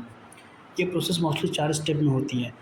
जो भी ये प्रोसेस है ये 4 स्टेप में होती है। पहले डिस्कवर करना, फिर ऑफ़र देना, फिर रिक्वेस्ट करना है, फिर एक्नॉलेजमेंट देना हमारा। एक्नॉलेजमेंट का मतलब होता है कि कन्फर्मेशन सिग्नल जो हमको मिलता है डेस्टिनेशन पॉइंट से। अब सबनेट क्या होता है, सबनेट का मतलब होता है सब नेटवर्क। एक तरीके का लॉजिकल सब डिवीज़न होता है जो किसी भी आईपी एड्रेस का, मतलब किसी आईपी एड्रेस का क्या होता है, ये हमारा एक किसी एक लॉजिकल सब डिवीज़न होता है। जब एक बिग नेटवर्क को स्मॉल पार्ट में डिवाइड किया जाता है तो उसे हर पार्ट को सबनेट कहते हैं। जैसे मान लीजिए एक बहुत बड़ा नेटवर्क है, जैसे मान लीजिए कि हमारा ये एक मिनट सॉरी, जैसे मान लीजिए कि we have network N.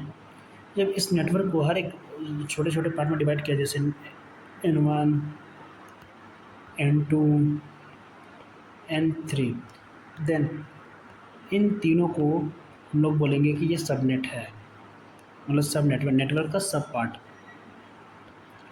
Y subnetting is important, मतलब सबनेटिंग इम्पॉर्टेंट क्यों है। Efficient IP address allocation. Subnetting से क्या होता है कि हम मतलब बेटर वे में डिवाइसेस को आईपी एड्रेस असाइन कर सकते हैं, मतलब बहुत अच्छे तरीके से हम हर एक डिवाइस को आईपी एड्रेसेस असाइन कर सकते हैं इसकी मदद से। फिर होता है नेटवर्क ट्रैफिक कंट्रोल। अलग अलग सबनेट बनाने से ट्रैफिक एक प्लेस से दूसरी प्लेस अननेसेसरी ट्रैवल नहीं होती। जैसे मान लीजिए कि डिफरेंट हम लोग सबनेट बनाते हैं तो उससे क्या होता है, ट्रैफिक एक प्लेस से दूसरी प्लेस पे अननेसेसरी ट्रैवल नहीं करता, मतलब बिना काम का इधर से उधर नहीं जाता।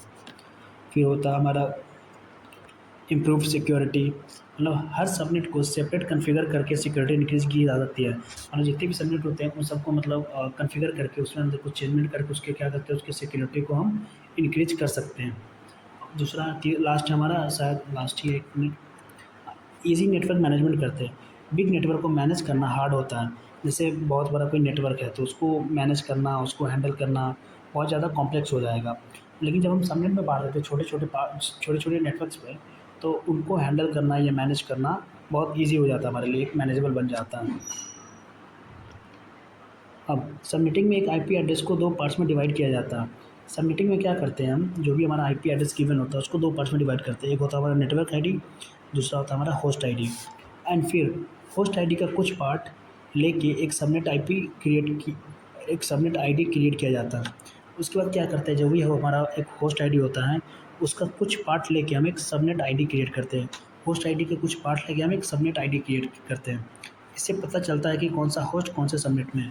तो इससे जो पता चलता है कि कौन सा होस्ट हमारा कौन से सबनेट में है। यहाँ पे एक एग्जांपल दिया हुआ है कि suppose we have IP address 192.168.1.0 से लेकर 24 तक, तो मीन्स टोटल 256 आईपीज़ अवेलेबल है। तो न्यू सबनेट मास्क हमारा हो जाएगा 26, और हर सबनेट में 64 आईपीज़ मिलेंगी। जो भी एग्जांपल है सबनेट में न्यूमेरिकल जब हम करेंगे तो उसको अच्छे से समझा देंगे। इस पे क्या है, फ़िलहाल के लिए यूनिट 3 में जितने भी इम्पोर्टेंट थे सारे कवर हो चुके हैं।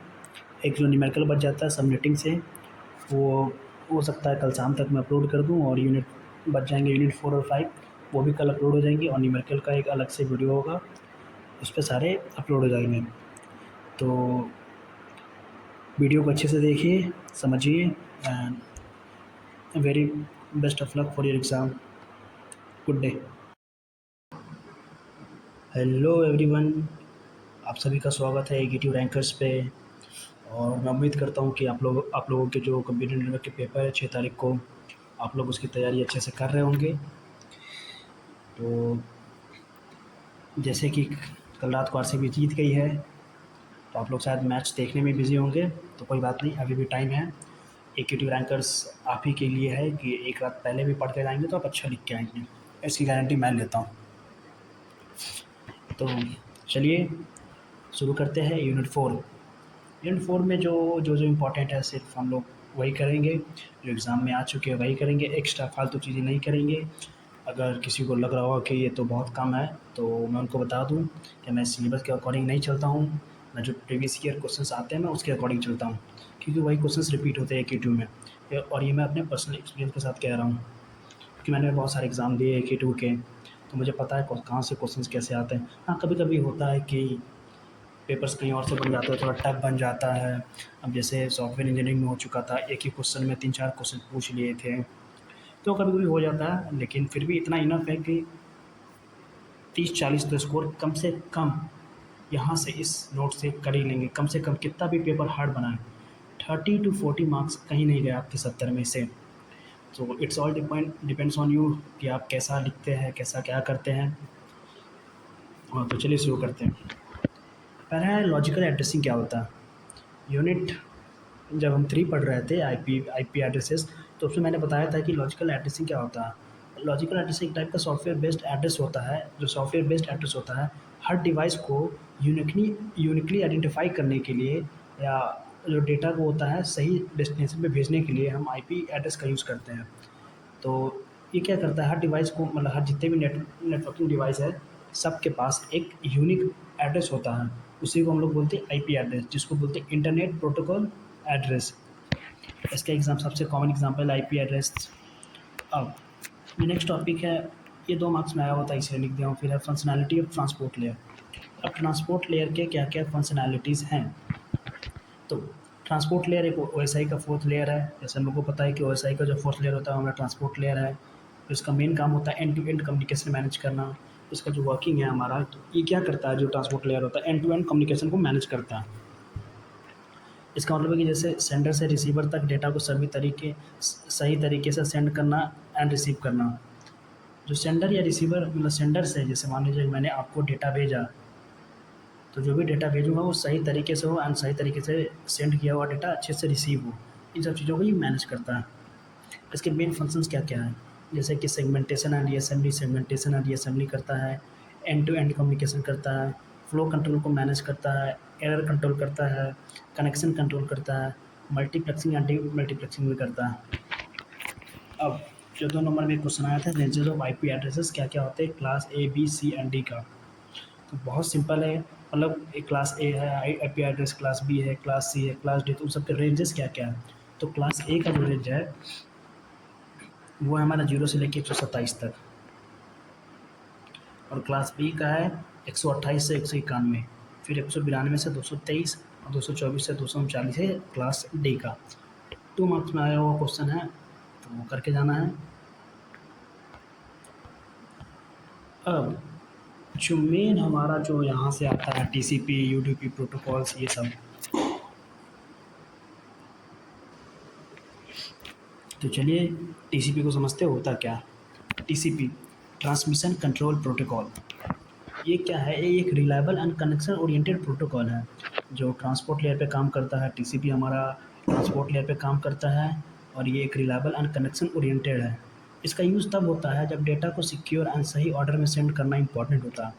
जब हमको डेटा सेंड करना होता है ना, वो मतलब जो भी डेटा सेंड कर रहा है वो सेंड करना इम्पॉर्टेंट हो जाता है, तो उसको सीक्वेंस में और सिक्योरली भेजने के लिए हम टीसीपी का यूज़ करते हैं, जैसे कि web browsing, emails, file transfer और भी चीज़ें। फीचर्स क्या क्या हैं टीसीपी के? पहला है connection oriented protocol. Connection oriented protocol का मतलब क्या होता है? डाटा सेंड और रिसीव करने से पहले रिसीवर एंड सेंडर के बीच में कनेक्शन एस्टैब्लिश होता है। अब जैसे मान लीजिए कि मुझे आप तक कुछ डेटा भेजना है, तो उससे पहले क्या करूँगा, मैं आपसे कनेक्शन बनाऊँगा, एक पाथ क्रिएट करूँगा जिससे मैं आपको भेज सकता हूँ। तो ये कनेक्शन ओरिएंटेड का मतलब ही होता है कि डेटा सेंड एंड रिसीव करने से पहले कनेक्शन को एस्टैब्लिश करता है हमारा टीसीपी। दूसरा था जो रिलायबिलिटी था, रिलायबल का मतलब था रिलायबल डेटा ट्रांसफ़र। टीसीपी जो ट्रांसमिशन कंट्रोल प्रोटोकॉल होता है, वो इंश्योर करता है कि हर सेगमेंट सेफली डेस्टिनेशन तक पहुंच जाए। रिलायबल का मतलब होता है ये इंश्योर करता है कि जो भी डेटा हम भेज रहे हैं वो डेस्टिनेशन तक बिना एरर के मतलब सेफली पहुंच जाए। अगर डेटा लॉस्ट हो जाए तो टीसीपी उसे दोबारा सेंड करता है। अगर डेटा लॉस होता है तो टीसीपी उसको दोबारा सेंड करता है। अब सीक्वेंस नंबर क्या होता है? डाटा सेगमेंट को नंबरिंग दी जाती है जिससे डाटा करेक्ट ऑटोमेशन बनो। मतलब जो भी डेटा का सेगमेंट्स भेजा जाता था उस पर एक नंबरिंग कर देते हैं 1 2 3 4 और उसी नंबरिंग पे वो डेटा जाते हैं। अब एक्नॉलेजमेंट क्या होता है? मैं हर यूनिट में एक्नॉलेजमेंट की बात कर रहा हूँ।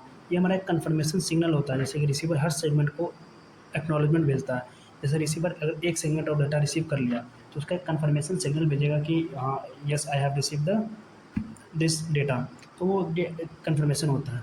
अगर एक्नॉलेजमेंट नहीं आता तो सेंडर डेटा रिट्रांसमिट करता है। अगर कन्फर्मेशन आता ही नहीं है कि डेटा पहुंचा या नहीं पहुंचा, तो टीसीपी क्या करता है, फिर से डेटा को भेजता है। अब फ्लो कंट्रोल क्या होता है इसके अंदर? टीसीपी रिसीवर की स्पीड के अकॉर्डिंग डेटा की स्पीड कंट्रोल करता है।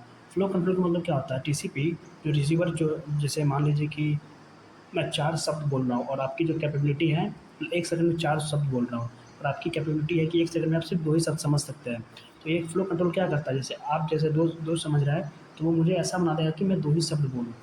जैसे जो भी रिसीवर होता है उसके अकॉर्डिंग डेटा की स्पीड को कंट्रोल करता है और यूज़ करता है विंडो साइज़, स्लाइडिंग विंडो जो पढ़े थे। फिर आता है error detection and correction. TCP checksum का यूज़ करता है डेटा एरर डिटेक्ट करने के लिए। ये चेकसम का यूज़ करता है। चेकसम जैसे बताए थे कि कोई भी डेटा जब जाता है तो एक टोटल उसका काउंट होता है। फिर जब रिसीवर एंड में डेटा पहुंचता है तो उसको एक एक बिट मैच किया जाता है। अगर मैच करता है तो ठीक है, कोई एरर नहीं है, और मैच नहीं करता तो वो एरर एरर मतलब डेटा के अंदर आ जाता है। कंजेशन कंट्रोल पड़े हुए हैं कि जब नेटवर्क बिजी मतलब हाई ट्रैफिक होता है तो टीसीपी डेटा सेंड करने की स्पीड कम कर, जैसे जैसे हाई ट्रैफिक होता है, जैसे मान लीजिए कि आप कार चला रहे हैं और रोड पे ज़्यादा ट्रैफिक है, तो आप कार स्पीड में नहीं चला सकते क्योंकि बहुत सारी गाड़ियाँ होती हैं, आप उनसे ठुक सकते हैं, कोलिजन हो सकता है। तो वही क्या करता है, जब नेटवर्क बिजी होता है मतलब बहुत ज़्यादा ट्रैफिक होता है, तो टीसीपी क्या करता है, डेटा जो सेंड करने की स्पीड है उसको रिड्यूस कर देता है, कम कर देता है, ताकि और ज़्यादा कंजेशन ना हो। अब टीसीपी के यूज़ केसेस कहाँ-कहाँ यूज़ होते हैं? जैसे वेब ब्राउज़िंग में, एचटीटीपीएस, ईमेल्स में, एसएमटीपी, आईएमएपी, फिर फाइल ट्रांसफ़र में, एफटीपी में, फिर रिमोट लॉगिन में यूज़ होता है। तो ये बहुत ज़्यादा इंपॉर्टेंट है टीसीपी। उसके बाद हमारा यूडीपी। यूडीपी होता है यूज़र डेटाग्राम प्रोटोकॉल। ये connection less and fast protocol है। ये हमारा वो हमारा क्या था, टीसीपी कनेक्शन ओरिएंटेड था। ये हमारा कनेक्शन लेस और ये फास्ट प्रोटोकॉल है जो ट्रांसपोर्ट लेयर पे काम करता है। ये भी ट्रांसपोर्ट लेयर पे काम करता है। ये टीसीपी का सिंपल वर्जन है। यूडीपी जो है टीसीपी का एकदम सिंपलेस्ट वर्जन है जिसमें रिलायबिलिटी, ऑर्डरिंग और एरर करेक्शन नहीं होता। मतलब इसके अंदर मतलब डेटा सही से जा रहा है नहीं जा रहा है, ऑर्डरिंग क्या है, एरर करेक्शन, ये सब चीज़ें इसमें नहीं होती हैं। यूडीपी का फीचर्स क्या है? पहला है कनेक्शन लेस प्रोटोकॉल। वो हमारा था कनेक्शन ओरिएंटेड। इसमें क्या होता है, डाटा सेंड करने से पहले कनेक्शन एस्टैब्लिश नहीं होता है। इसमें क्या करते हैं, कोई कनेक्शन बनाते ही नहीं है, सीधा डायरेक्ट हम पैकेट सेंड कर देते हैं रिसीवर को। फिर होता है हमारा fast and light weight. Extra checking या कंट्रोल नहीं होता, इसलिए बहुत फास्ट होता है। यूज़ लेस बैंडविड्थ, मतलब कोई ज़्यादा एक्स्ट्रा चेकिंग नहीं होता। अब जाहिर सी बात है, जब हम एरर डिटेक्शन करेंगे नहीं तो कोई चेक नहीं होगा, कोई चेकसम एरर डिटेक्शन नहीं होगा, कुछ नहीं होगा, तो ये ज़्यादा फास्ट होगा, लेस टाइम लेगा और बैंडविड्थ भी कम लेता है। No reliability. डाटा इसमें लॉस्ट हो सकता है, मतलब सिक्योर नहीं रहता है। अगर पैकेट मिस हो गया तो यूडीपी उसे दोबारा सेंड नहीं करता। अगर जैसे मान लीजिए कि मैंने आपको एक हाई का मैसेज भेजा और आप तक नहीं पहुंचा, तो मैं वो दोबारा चीज़ नहीं भेजूँगा। फिर आता है नो एक्नॉलेजमेंट। रिसीवर कोई कन्फर्मेशन नहीं सेंड करता है, मतलब रिसीवर को डाटा मिले ना मिले वो कोई कुछ कन्फर्मेशन सेंड करता ही नहीं है। फिर है हमारा नो फ्लो और कंजेशन कंट्रोल। इसमें कोई फ्लो कंट्रोल और कंजेशन कंट्रोल नहीं होता है। यूडीपी को इससे मतलब ही नहीं होता कि रिसीवर रेडी है या नहीं, वो डेटा सेंड करता है। इससे हमको मतलब ही नहीं है कि आप रेडी है या नहीं है। अब बस जैसे मान लीजिए कि आप कुछ लिख रहे हैं और पीछे छूट गए, तो मुझे उससे मतलब नहीं है, मैं बोलते जाऊँगा आगे का आप लिखे ना लिखे मुझे उससे कोई मतलब नहीं। वही चीज़ है, रिसीवर रेडी हो ना हो ये डेटा सेंड करते रहता है। यूडीपी के यूज केसेस कहाँ, जैसे कि लाइव वीडियो हो गया, ऑडियो स्ट्रीमिंग हो गया। जैसे लाइव वीडियो चलता है तो आप देखें ना देखें वो तो आगे बढ़ते ही रहेगा। फिर ऑनलाइन गेमिंग हो गया, इन सब चीज़ों में वॉइस ओवर आईपी हो गया, लाइक जैसे कि व्हाट्सएप। फिर डीएनएस क्वेरीज में आता है, ब्रॉडकास्ट या मल्टीकास्ट कम्युनिकेशन में, इन सभी में यूज़ होता है। और यहाँ पे एक छोटा सा यूडीपी वर्सेस टीसीपी लिंक दिया हूँ कि कनेक्शन करेक्ट, ये कनेक्शन ओरिएंटेड होता है, वो कनेक्शन लेस होता है। रिलायबिलिटी में ये रिलायबल होता है, नॉट रिलायबल होता है, ये स्लोअर होता है, ये फास्टर होता है। कहाँ का यूज़ होता है, फ्लो कंट्रोल इसमें होता है नहीं होता है, एरर करेक्शन इसमें होता है उसमें नहीं होता है। यूडीपी का समझिए क्या है, फास्ट होता है, सिंपल है, रिलायबल नहीं है, रियल टाइम एप्लीकेशन के लिए बेस्ट है। अब थ्री वे हैंडशेक क्या होता है? थ्री वे हैंडशेक एक प्रोसेस है जिसके through transmission control protocol connection establish होता है। जो हम पढ़े थे कि टीसीपी में जो कनेक्शन इस्टेब्लिश किया जाता है डेटा सेंड करने से पहले, तो वो हम लोग थ्री वे हैंडशेक के जरिए ही करते हैं। ये प्रोसेस इंश्योर करता है कि दोनों तरफ कम्युनिकेशन स्टार्ट करने के लिए रेडी है। मतलब ये प्रोसेस क्या करता है, एक तरीके से चेक करता है या इंश्योर करता है कि जैसे सेंडर और रिसीवर की तरफ से कनेक्शन को, कम्युनिकेशन को स्टार्ट करने के लिए दोनों लोग रेडी है, तभी डेटा सेंड किए जा सकते हैं। Three steps of three way handshake, मतलब तीन स्टेप होते हैं हमारे थ्री वे हैंडशेक में। पहला है सिंक, जिसको बोलते हैं हम लोग सिंक्रोनाइज। क्लाइंट सर्वर को एक रिक्वेस्ट सेंड करता है कनेक्शन स्टार्ट करने के लिए। जैसे क्या करता है, क्लाइंट सर्वर पे, एक सर्वर पे रिक्वेस्ट भेजा, रिक्वेस्ट इसलिए करता है ताकि कनेक्शन को स्टार्ट करें। इस पैकेट को सिंक कहा जाता है और इस पैकेट को सिंक कहा जाता है। फिर आता है हमारा दूसरा है एसीके, जिसको एक्नॉलेजमेंट भी बोलते हैं। क्लाइंट सर्वर के सिंक एक्नॉलेजमेंट का कंफर्मेशन सेंड करता है। जैसे क्लाइंट सर्वर के सिंक एक्नॉलेजमेंट का ही कंफर्मेशन सेंड करता है। इसके बाद हमारा कनेक्शन इस्टेब्लिश हो जाता है। जैसे जो हम एक सिंक भेजते हैं, मतलब एक रिक्वेस्ट भेजते हैं सर्वर को, तो क्या करता है, जो क्लाइंट सर्वर होता है एक एक्नॉलेजमेंट भेजता है कि हाँ कनेक्शन स्टार्ट हो गया है, कंफर्मेशन देता है एक तरीके से। जैसे यहाँ पे हम लोग पढ़े थे कि क्लाइंट सर्वर को एक रिक्वेस्ट सेंड करता है कनेक्शन स्टार्ट करने के लिए। मतलब जब रिक्वेस्ट किया तो रिक्वेस्ट करने के बाद हमारा यहाँ पे क्या है, यहाँ पे एक एक्नॉलेजमेंट कन्फर्मेशन सेंड करता है, इसके बाद कनेक्शन स्टैब्लिश हो जाता है। फिर हमारा है तीसरा सिंक एक्ट, मतलब synchronise plus acknowledgement. Server client का सिंक रिसीव करता है रिप्लाई में, मतलब जो क्लाइंट सर्वर होता है वो एक सिंक्रोनाइज को रिसीव करता है, रिप्लाई में देता है अपना भी सिंक सेंड करना, मतलब उसको कहता है कि तुम अपना भी सिंक सेंड करो, एंड क्लाइंट को सिंक का एक्नॉलेजमेंट देता है, और जो भी क्लाइंट होता है उसको सिंक्रोनाइज का कंफर्मेशन देता है। इसको बोलते हैं सिंक एक्नॉलेजमेंट। और अब जैसे कि यहाँ पे देख लीजिए छोटा सा एक डायग्राम है। ये क्या है, जो क्लाइंट है एक सिंक रिक्वेस्ट भेजा किसको, सर्वर को, सर्वर रिसीव किया, उसके बाद जब रिसीव करता है तो sends sync and send acknowledgement, मतलब सिंक एंड एक्नॉलेजमेंट को ये भेजता है कि हाँ हो गया। फिर ये क्या करता है कि एक्नॉलेजमेंट भेजता है, जो हमारा एक्नॉलेजमेंट रिसीव करता है, जिससे हमारा कनेक्शन स्टैब्लिश होता है। अब आता है हमारा स्टॉप एंड वेट प्रोटोकॉल। ये यूनिट थ्री में भी पढ़े, नहीं सॉरी यूनिट, हाँ यूनिट थ्री में भी पढ़े थे, लेकिन अब इसको अच्छे से पढ़ते हैं, वहाँ पे छोटे में पढ़े थे हम लोग। स्टॉप एंड वेट एक एरर कंट्रोल प्रोटोकॉल है। ये हमारा क्या है, एक एरर कंट्रोल प्रोटोकॉल है। जो भी एरर्स होती है, जो अकर होने वाली होती है, उसको कंट्रोल करने के लिए प्रोटोकॉल है। जो डेटा ट्रांसमिशन के लिए यूज़ होता है, इसमें सेंडर एक बार में एक ही डेटा फ्रेम सेंड करता है। जैसे जो डेटा ट्रांसमिट होने वाला है उसमें क्या होता है, सेंडर एक बार में सिर्फ एक ही फ्रेम को सेंड करता है, एंड रिसीवर उसका एक्नॉलेजमेंट आने का वेट करता है। एंड जो भी जैसे मान लीजिए कि हमने डेटा भेज दिया तो रिसीवर तक पहुँचा, तो सेंडर दोबारा डेटा भेजने से पहले वो वेट करेगा तब तक कन्फर्मेशन सिग्नल, जिसको एक्नॉलेजमेंट बोलते हैं, वो हमारे रिसीवर एंड से आ ना जाए। जब तक एक्नॉलेजमेंट नहीं मिलता, सेंडर नेक्स्ट फ्रेम नहीं भेजता। तो वही बात हो गई कि जब तक हमको सिग्नल नहीं मिलेगा दूसरा डेटा फ्रेम जाएगा ही नहीं। अब काम कैसे करता है ये, सेंडर सेंड से डेटा फ्रेम, सेंडर ने एक डेटा फ्रेम भेजा, receiver receive the frame and send acknowledgement, मतलब सेंडर जो रिसीवर तो रिसीव किया और कन्फर्मेशन सिग्नल भेजा। जब सेंडर को एक्नॉलेजमेंट मिल जाता है देन वो नेक्स्ट फ्रेम भेजता है, जब मिल गया तो नेक्स्ट फ्रेम भेजता है। अगर एक्नॉलेजमेंट नहीं मिला तो सेंडर उस फ्रेम को अगेन से फिर से सेंड करता ताकि डेटा लॉस ना हो। फिर यहाँ पे एक छोटा सा डायग्राम है कि सेंडर ने डेटा भेजा, रिसीवर ने एक्नॉलेजमेंट भेजा, जब एक्नॉलेजमेंट मिला तो दोबारा डेटा भेजा, फिर ये इसका एक्नॉलेजमेंट भेजा, फिर ये डेटा भेजा, फिर इसका कन्फर्मेशन मेल आया। और जो इसके बीच में जो गैप है इसी को बोलते हैं फ्लो कंट्रोल, जो कंट्रोल करता है कि किस स्पीड से वो कर रहा है। जैसे मान लीजिए कि यहाँ पे थोड़ा टाइम लिया, यहाँ पे ज़्यादा टाइम लिया, कम टाइम लिया। फ्लो कंट्रोल मतलब रिसीवर जिस जिस टाइम स्पीड से डेटा को रिसीव करेगा उसके अकॉर्डिंग हम डेटा सेंड करेंगे। अब इसके फीचर्स क्या है? Simple and easy to implement, मतलब बहुत ही सिंपल है मतलब, और ईजी है इम्प्लीमेंट करना, इसको यूज़ करना। रिलायबल डेटा ट्रांसफ़र के लिए यूज़ होता है, मतलब सिक्योर डेटा सेंड करने के लिए यूज़ होता है। हर फ्रेम का एक्नॉलेजमेंट मिलता है, इसमें फ्रेम बाय फ्रेम हमको एक्नॉलेजमेंट मिलता जाता है कि एक फ्रेम भेजे, एक्नॉलेजमेंट मिला, फिर दोबारा डेटा भेजे, ऐसे ऐसे मिलते रहता है हमको। इसके डिसएडवांटेज क्या है? मतलब बहुत स्लो होता है, जब तक एक्नॉलेजमेंट नहीं मिलता है तब तक हम दोबारा डेटा भेजते ही नहीं हैं। टाइम वेस्ट होता है जब network when network is fast, जैसे मान लीजिए नेटवर्क फास्ट है और एक्नॉलेजमेंट मिला ही नहीं तो टाइम एक तरीके से वेस्टिंग होता है। यूज़ कहाँ होता है? For small and simple communication system, मतलब छोटे और साधारण कम्युनिकेशन सिस्टम के लिए इसका यूज़ किया जाता है। अब हमारा है QoS, क्वालिटी ऑफ सर्विस। ये एक टेक्निक है जो नेटवर्क में डेटा को प्रायोरिटी के अकॉर्डिंग सेंड करने का काम करती है।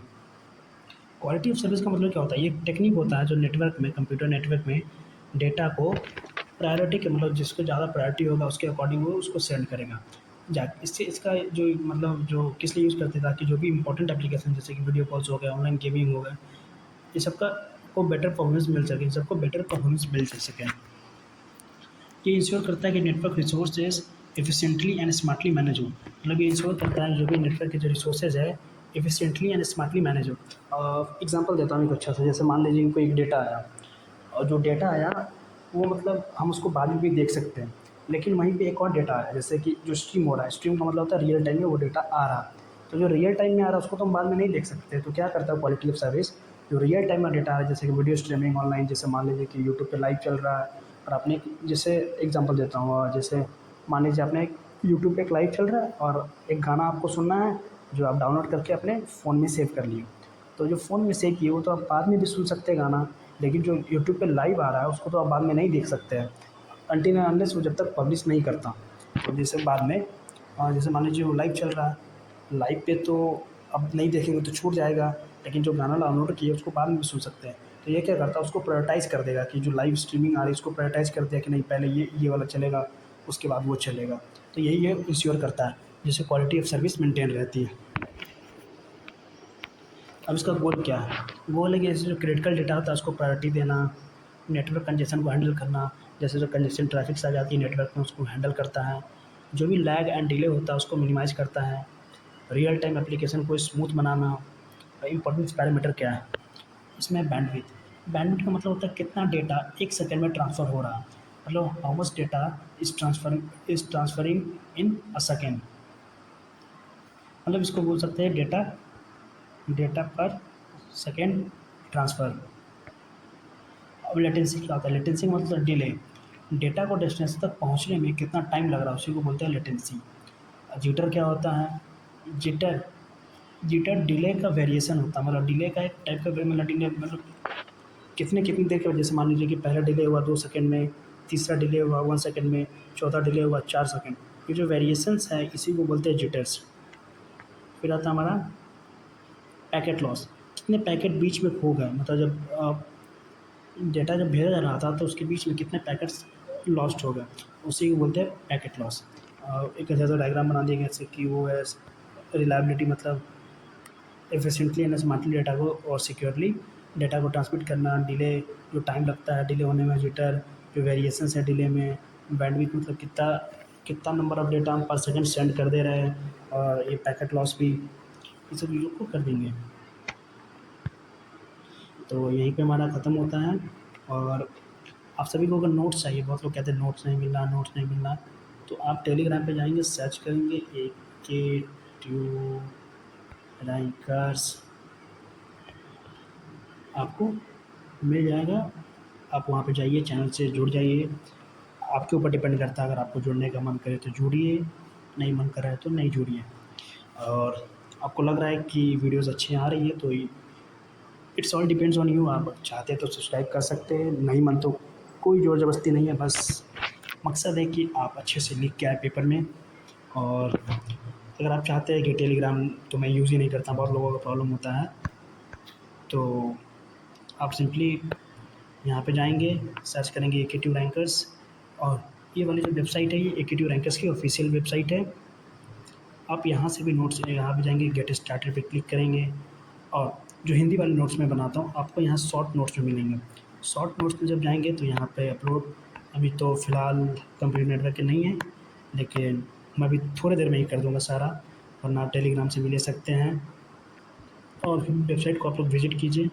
इसमें बहुत सी चीज़ें हैं, ऐसे जैसे हमारा PYQs है, इसमें नोट्स है जो लेंदी नोट्स होते हैं। और अपने जूनियर्स के साथ शेयर कीजिए इसको, किसी को मिनी प्रोजेक्ट चाहिए। हालाँकि अभी ये रिस्पॉन्सिव नहीं है, मैं अभी टैब में यूज़ कर रहा हूँ तो उसके लिए रिस्पॉन्सिव नहीं है ये, कोई सिलेबस नहीं है यहाँ पे।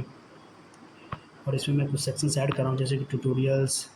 यहाँ पे आप कोडिंग वोडिंग भी कर सकते हैं। धीरे धीरे ये बेटर होते जा रहा है, so you will have to visit once, ताकि आप भी देख सकें। यहाँ पे आपको हर चीज़ इस वेबसाइट पे मिलेगी। और आप लोग वीडियो को बहुत ज़्यादा प्यार दे रहे हैं तो उसके लिए बहुत बहुत थैंक यू।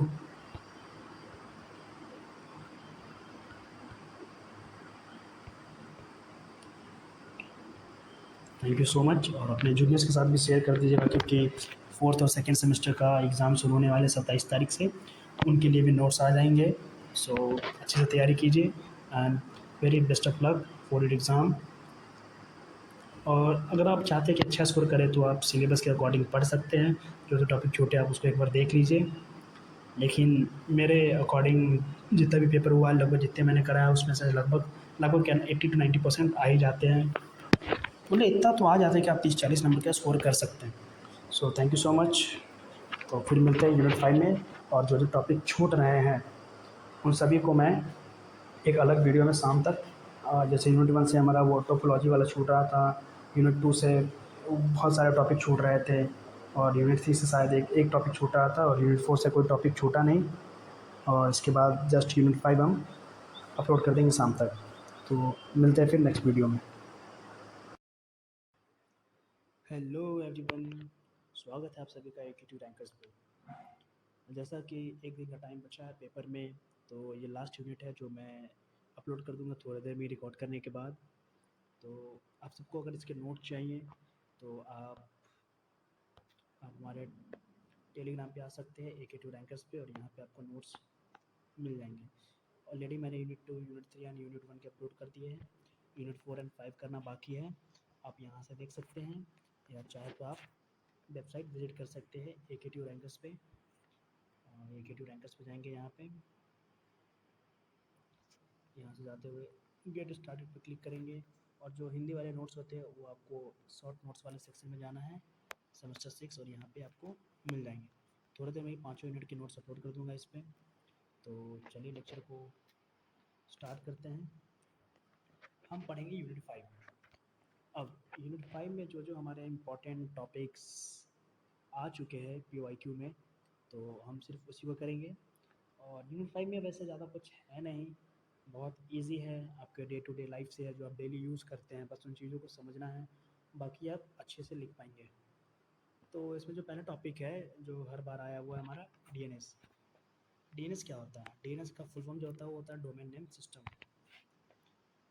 इसको बहुत अच्छे से तरीके से समझाता हूँ कि डोमेन नेम सिस्टम क्या करता है। जो भी हमारे IP एड्रेसेस में कन्वर्ट करता है, जो भी डोमेन नेम होता है, जैसे कि मान लीजिए कि AK रैंकर्स का वेबसाइट है, तो उसको क्या करता है, IP एड्रेस में कन्वर्ट करता है, जैसे 196.128 इसमें कन्वर्ट कर, मतलब डोमेन नेम को कन्वर्ट करता है किस में, IP एड्रेसेस में।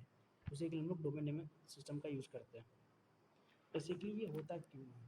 जैसे कि मान लीजिए जो भी हमारा जो वेबसाइट्स होते हैं वो मेनली जो होते हैं आईपी एड्रेस पे ही होस्ट हुए होते हैं। क्योंकि अगर आईपी एड्रेस पे होस्ट नहीं हुए होंगे तो हम एग्जैक्ट लोकेशन जो एग्जैक्ट डेस्टिनेशन होता है, जैसे मान लीजिए मुझे अगर एकेटीव रैंकर्स की वेबसाइट पे जाना है, तो मैं एकेटीव रैंकर्स की वेबसाइट पे जाने के लिए ही एक यूनिक आईडी होती है जिसके थ्रू ही हम जा सकते हैं, बाकी कोई चीज़ नहीं है जिसके थ्रू हम नहीं जा सकते हैं। तो डोमेन नेम सिस्टम क्या करता है, जो हम लोग जैसे मान लीजिए कि एग्जांपल से समझाता हूँ। जैसे मान लीजिए हमने यहाँ पे, आप यहाँ पे देख सकते होंगे, यहाँ पे लिखा हुआ है AKTranksInfinityFree.app। तो ये हमारा क्या है, एक डोमेन नेम है। इसको क्या करता है, कन्वर्ट करता है इन आईपी एड्रेस। अब ये किस लिए करता है, ताकि हम एग्जैक्ट AKT रैंकर्स के वेबसाइट पे आ सकें। ये इसलिए किया गया है क्योंकि हर इंसान को, जैसे मान लीजिए अब हर वेबसाइट की तो आप आईपी एड्रेस याद नहीं कर सकते हैं, तो डोमेन नेम सिस्टम बनाया गया जिससे हम क्या कर सकते हैं, सिर्फ उसका डोमेन नेम, जैसे अभी AKT रैंकर्स याद कर लिए हैं, अब गूगल पे सर्च करेंगे जो रेलेवेंट हमारा वेबसाइट होगा उस पर चले जाएंगे। और वही होता है कि आईपी एड्रेस, अब जैसे AKT रैंकर्स की अलग से आईपी एड्रेस याद करना है, और AKT जो ऑफिशियल वेबसाइट है हमारे AKT यूनिवर्सिटी के, उसके लिए अलग से डोमेन नेम, हर चीज़ के लिए अलग से, मतलब youtube.com के लिए भी मान लीजिए youtube.com होता ही नहीं, सिर्फ आईपी एड्रेस से ही आपको जाना होता है। तो ये कितना कॉम्प्लेक्स हो जाता है ना हर वेबसाइट के लिए याद करना। तो डोमेन नेम सिस्टम बनाया गया है कि आप जैसे कीवर्ड्स लिखे या डोमेन नेम लिखे, उसके रिलेवेंट जो जो वेबसाइट्स है वो आपके वहाँ पे शो हो जाएंगे, आप उससे उस पर क्लिक करके आप जा सकते हैं। ये इसलिए बनाया था कि हर किसी को डोमेन नेम याद करना, सॉरी डोमेन नेम कह रहे, जो आईपी एड्रेस याद करना होता है वो बहुत ज़्यादा कॉम्प्लेक्स हो जाता है और ईजी भी नहीं होता है। तो चलिए उसको पढ़ते हैं, नाइन वेलन क्या कह रहा है। ये एक सिस्टम होता है जो डोमेन नेम को आईपी एड्रेसेस में कन्वर्ट करता है। कंप्यूटर्स इंटरनेट पर एक दूसरे से आईपी एड्रेस के थ्रू कम्युनिकेट करते हैं, और जैसे हम सब अवेयर है इस चीज़ के कि जो भी कंप्यूटर्स होते हैं जो इंटरनेट पे एक दूसरे से कम्युनिकेशन करते हैं वो मेनली डोमेन नेम के ही थ्रू करते हैं। और ह्यूमन के लिए डोमेन नेम्स याद रखना ईजी होता है, और हम इंसान के लिए जो डोमेन नेम होता है जैसे कि www.youtube.com, www.aktrangers.com, इन सबको याद रखना बहुत ईजी होता है। लेकिन कंप्यूटर को ये सब डोमेन नेम ये सब कुछ समझ में नहीं आता, उसको समझ में आता है सिर्फ आईपी एड्रेस, मतलब उसको आईपी एड्रेस चाहिए होता है, जैसे कि 142.250 ऐसे करके लिखा हुआ है। जब भी आप ब्राउज़र में कोई डोमेन नेम लिखते हो तो डीएनएस सर्वर उसको उसके मैचिंग आईपी एड्रेस से रिप्लेस करता है। जैसे बताया कि एग्जीक्यूटिव रैंकर्स किए, सर्च किए, जैसे उस पर क्लिक किए तो उससे जो मैचिंग आईपी एड्रेस होता है उससे रिप्लेस करता है ताकि आप करेक्ट डेस्टिनेशन पे जा सकें। डीएनएस को नेटवर्क का किंग माना जा सकता है क्योंकि वो इंटरनेट कम्युनिकेशन का इंपॉर्टेंट पार्ट है। डीएनएस को एक तरीके से हम इंटरनेट का किंग, राजा भी कह सकते हैं, क्योंकि जो इंटरनेट पे कम्युनिकेशन होता है उसके लिए बहुत ज़्यादा इंपॉर्टेंट है ये। अगर डीएनएस ना हो तो हर वेबसाइट एक्सेस करने के लिए उसका आईपी एड्रेस याद रखना होगा। जैसे मैंने बताया कि अगर डोमेन नेम याद नहीं है, अगर ये डीएनएस होता ही नहीं तो हमको हर वेबसाइट के लिए एक अलग अलग आईपी एड्रेस याद करना पड़ता है। अब इसमें एक छोटा सा डायग्राम है, इसमें हमारे तीन चीज़ें जो है, ये हमारा एक क्लाइंट है, ये डीएनएस सर्वर है, ये हमारा सर्वर है। क्लाइंट क्या किया, एक रिक्वेस्ट भेजा, जैसे abc.com सर्च किया, कहाँ गया डीएनएस सर्वर पे, डीएनएस सर्वर ने एक आईपी एड्रेस उसको प्रोवाइड किया, ये किया एक एचटीटीपी रिक्वेस्ट भेजा टू सर्वर, मतलब इंटरनेट प्रोटोकॉल को भेजा सर्वर पे, और उसके बाद क्या हुआ, एक एचटीटीपी रिक्वेस्ट आता है तब जाके एक वेबसाइट खुलती है।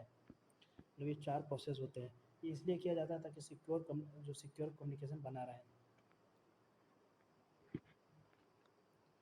अब हमारा ईमेल प्रोटोकॉल्स। अब ईमेल प्रोटोकॉल्स आप समझ सकते हैं, प्रोटोकॉल्स क्या होते हैं, रूल्स एंड रेगुलेशंस होते हैं जिसको हम फॉलो करना पड़ता है कोई भी काम करने के लिए। अब जैसे ईमेल प्रोटोकॉल है, ईमेल प्रोटोकॉल्स एक रूल्स होते हैं जो ईमेल्स को सेंड, रिसीव एंड एक्सेस करने के लिए फॉलो किए जाते हैं। मेन ईमेल प्रोटोकॉल्स कौन कौन से हैं हमारे, एक आता है हमारा SMTP, simple mail transfer protocol, जो हर जगह भी यूज़ होता है। फिर हमारा POP3 होता है, पोस्ट ऑफिस प्रोटोकॉल वर्जन 3। फिर है हमारा एक IMAP, internet message access protocol. अब चलिए इन सब चीज़ों को समझते हैं। SMTP क्या है, SMTP का यूज़ ईमेल सेंड करने के लिए होता है, जब आप किसी को मेल सेंड करते हैं। SMTP का मतलब जो यूज़ होता है वो ईमेल्स को सेंड करने के लिए होता है। जब जैसे मान लीजिए मुझे आपको मेल करना है तो हम SMTP का यूज़ करेंगे। फिर आता है हमारा POP3, post office protocol version 3। इसका यूज़ ईमेल्स रिसीव करने के लिए होता है। SMTP का होता है सेंड करने के लिए, POP3 का होता है रिसीव करने के लिए। ये ईमेल को सर्वर से डाउनलोड कर लेता है, जो भी सर्वर पे जो मेल होता है वहाँ से वो डाउनलोड कर लेता है और सर्वर से डिलीट कर देता है, उसको हटा देता है वहाँ से। फिर IMAP, internet message access protocol, ये क्या होता है, ये भी एक ईमेल रिसीव करने के लिए होता है, लेकिन ये ईमेल को सर्वर पे ही स्टोर रखता है। मतलब ईमेल को तो रिसीव तो करता है, लेकिन ये सर्वर से हटाता नहीं, उस पे वही स्टोर रखने देता है, ताकि मल्टीपल डिवाइसेज़ को एक्सेस कर सकें। अब एक छोटा-सा यहाँ पे सेंटेंस लिखा है जिसको याद करने के लिए एसएमटीपी सेंड करने के लिए यूज़ होता है। पीओपी3 जो होता है, जो रिसीव करता है सर्वर से डिलीट कर देता है रिसीव करने के बाद। आईएमपी रिसीव करता है, लेकिन डिलीट नहीं करता, ताकि मल्टीपल डिवाइसेज़ को एक्सेस कर सके सर्वर से। एग्जांपल है, जैसे मान लीजिए कि आप एक जीमेल या आउटलुक यूज़ करते हो, तो बैकग्राउंड में ये प्रोटोकॉल काम करते हैं आपकी ईमेल कम्युनिकेशन को स्मूथ बनाने के लिए। जब हम मेरी ईमेल जब यूज़ करते हैं, खोलते हैं, तो ये प्रोटोकॉल उसके बैकग्राउंड में काम करते रहता है, ताकि जो भी कम्युनिकेशन हो स्मूथ तरीके से हो। अब हमारा एफ़टीपी, इसका जो फुल फॉर्म होता है वो होता है हमारा फाइल ट्रांसफर प्रोटोकॉल। इसका जो प्रोटोकॉल्स फिर जैसे प्रोटोकॉल्स का मतलब होता है rules and regulations. File transfer करने के लिए क्या क्या रूल्स एंड रेगुलेशंस हैं, उन सब चीज़ों के बारे में पढ़ना। एफ़टीपी एक नेटवर्क प्रोटोकॉल है। ये क्या हमारा एक कंप्यूटर नेटवर्क प्रोटोकॉल है, जो इंटरनेट या लैन के थ्रू फाइल्स ट्रांसफ़र के लिए यूज़ होता है। जो इंटरनेट या लोकल एरिया नेटवर्क के थ्रू फाइल्स को ट्रांसफ़र करने के लिए यूज़ करते हैं, मतलब एक दूसरी जगह से दूसरी जगह फाइल ट्रांसफ़र करने के लिए यूज़ होता है। एफ़टीपी का use mainly client and server के बीच फाइल्स अपलोड एंड डाउनलोड करने के लिए होता है। जो फाइल ट्रांसफ़र प्रोटोकॉल होता है, वो कहाँ पे यूज़ होगा? मेनली फाइल को अपलोड करने के लिए और डाउनलोड करने के लिए सर्वर से, क्लाइंट एंड सर्वर से, मतलब क्लाइंट एंड सर्वर के बीच से। एफ़टीपी में आप एक FTP client software like file जिला से कनेक्ट होते हैं। इसमें क्या होता है, एक सॉफ्टवेयर से हम लोग कनेक्ट होते हैं, जो एक एफ़टीपी सर्वर कनेक्ट होते हैं। एफ़टीपी सर्वर जो होता है उससे हम एक लोग जो एफ़टीपी क्लाइंट सॉफ्टवेयर होता है, जैसे कि फाइल जिला, उससे कनेक्ट होता है कि हमारा जो फाइल ट्रांसफर प्रोटोकॉल होता है सर्वर। एफ़टीपी में दो मोड्स होते हैं, एक होता है एक्टिव मोड, दूसरा होता है हमारा पैसिव मोड। एफ़टीपी सिक्योर नहीं होता है बाय डिफ़ॉल्ट। जो हमारा फाइल ट्रांसफर प्रोटोकॉल होता है वो बाय डिफ़ॉल्ट मतलब पहले से ही इनबिल्ट सिक्योर नहीं होता है। इसीलिए इसका सिक्योर वर्ज़न भी यूज़ होता है। इसीलिए हम क्या करते हैं, इसका एक अलग से भी सिक्योर वर्ज़न आता है जिसको हम यूज़ करते हैं। जैसे SFTP, FTPS, SSH file transfer protocol, FTP secure. जो फाइल ट्रांसफर प्रोटोकॉल होता है उसका यूज़ वेबसाइट फाइल्स को सर्वर पर अपलोड करने, लार्ज डेटा सेट ट्रांसफ़र करने एंड रिमोट सिस्टम से डेटा मैनेज करने में होता है। जैसे इंटरनेट या सर्वर पे डेटा को अपलोड करना, लार्ज डेटा सेट को ट्रांसफ़र करना एंड रिमोट सिस्टम से डेटा को मतलब वायरलेसली जो भी हम डेटा मैनेज करना होता है उसके लिए यूज़ होता है। तो एफ़टीपी का जो कम्युनिकेशन पोर्ट है वो 21 होता है बाय डिफ़ॉल्ट। और यहाँ पे एक डायग्राम है छोटा-सा हमारा, कि हमारा एक एफ़टीपी सर्वर है, यहाँ से FTP client and FTP client इसको रिक्वेस्ट कर सकता है वहाँ से। अब SNMP simple network management protocol क्या होता है? ये एक प्रोटोकॉल है जो ये एक प्रोटोकॉल है जो नेटवर्क डिवाइसेज़ जैसे कि राउटर्स, स्विचेस, सर्वर्स, प्रिंटर्स को मॉनिटर एंड मैनेज करने के लिए यूज़ होता है। ये क्या करता है, जैसे जो नेटवर्क डिवाइसेज़ होते हैं उनको मॉनिटर मतलब ट्रैक करने के लिए एंड मैनेज करने के लिए इसका इस्तेमाल करते हैं हम लोग। जो इसका यूज़ होता है वो नेटवर्क एडमिनिस्ट्रेशन करते हैं। जो भी नेटवर्क को एडमिनिस्ट्रेट करते रहते हैं वो उसका यूज़ करते हैं, ताकि डिवाइसेस की परफॉर्मेंस, हेल्थ एंड जो भी फॉल्ट्स जो एरर्स होते हैं उन सबको ट्रैक कर सके, कि कहाँ क्या दिक्कत है उन सब, ताकि ट्रैक करके क्या करते हैं ताकि उन सब चीज़ों पे हम काम कर सकें और उसको अच्छा बना सकें। एसएनएमपी सिस्टम के 3 मेन कंपोनेंट होते हैं। जो हमारा सिंपल नेटवर्क मैनेजमेंट प्रोटोकॉल होता है उसके 3 मेन कंपोनेंट होते हैं। एक होता है हमारा मैनेजर, जो इन्फॉर्मेशन कलेक्ट करता है। मैनेजर क्या करता है, जो भी इन्फॉर्मेशन होता है वो कलेक्ट करता है। फिर होता है एजेंट। एजेंट क्या करता है, दो डिवाइस पर चलता है एंड इन्फॉर्मेशन देता है। जो एजेंट होता है दो डिवाइस पे एग्जीक्यूट होता है और इन्फॉर्मेशन देता है। फिर हमारा आता है एमआईबी, मैनेजमेंट इन्फॉर्मेशन बेस, एक डेटाबेस जिसमें मैनेज ऑब्जेक्ट्स स्टोर्स होते हैं। एक तरीके का डेटाबेस होता है जिसके अंदर जो भी मैनेज्ड ऑब्जेक्ट्स होते हैं, हमारे मैनेज किए हुए ऑब्जेक्ट्स, वो यहाँ पे स्टोर होते हैं। जो भी हमारा एसएनपी का जो वर्क है वो यूडीपी प्रोटोकॉल के साथ मोस्टली ऑन पोर्ट 161 पर request and port 164 traps and alert. S&P का जो मेन काम होता है वो यूडीपी प्रोटोकॉल के साथ होता है। जो इसका जो पोर्ट नंबर 161 है वो रिक्वेस्ट के लिए यूज़ होता है एंड पोर्ट नंबर 162 ट्रैप्स या अलर्ट्स के लिए यूज़ होता है। एसएनएमपी के मल्टीपल वर्जन्स हैं और एसएनएमपी के बहुत सारे वर्जन्स हैं, जैसे कि SNMP V1, SNMP V2, SNMP V3।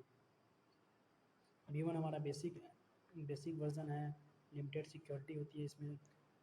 Version 2 में हमारा है इम्प्रूव परफॉर्मेंस एंड स्टिल, और उतना भी ज़्यादा सिक्योर नहीं है हमारा। फिर होता है version 3 secure version with authentication end encryption. जो वर्जन 3 है वो बहुत ज़्यादा सिक्योर होता है और ऑथेंटिकेशन के साथ अनइनक्रिप्ट होता है हमारा, ये मतलब प्रोटेक्टेड होता है एक तरीके से।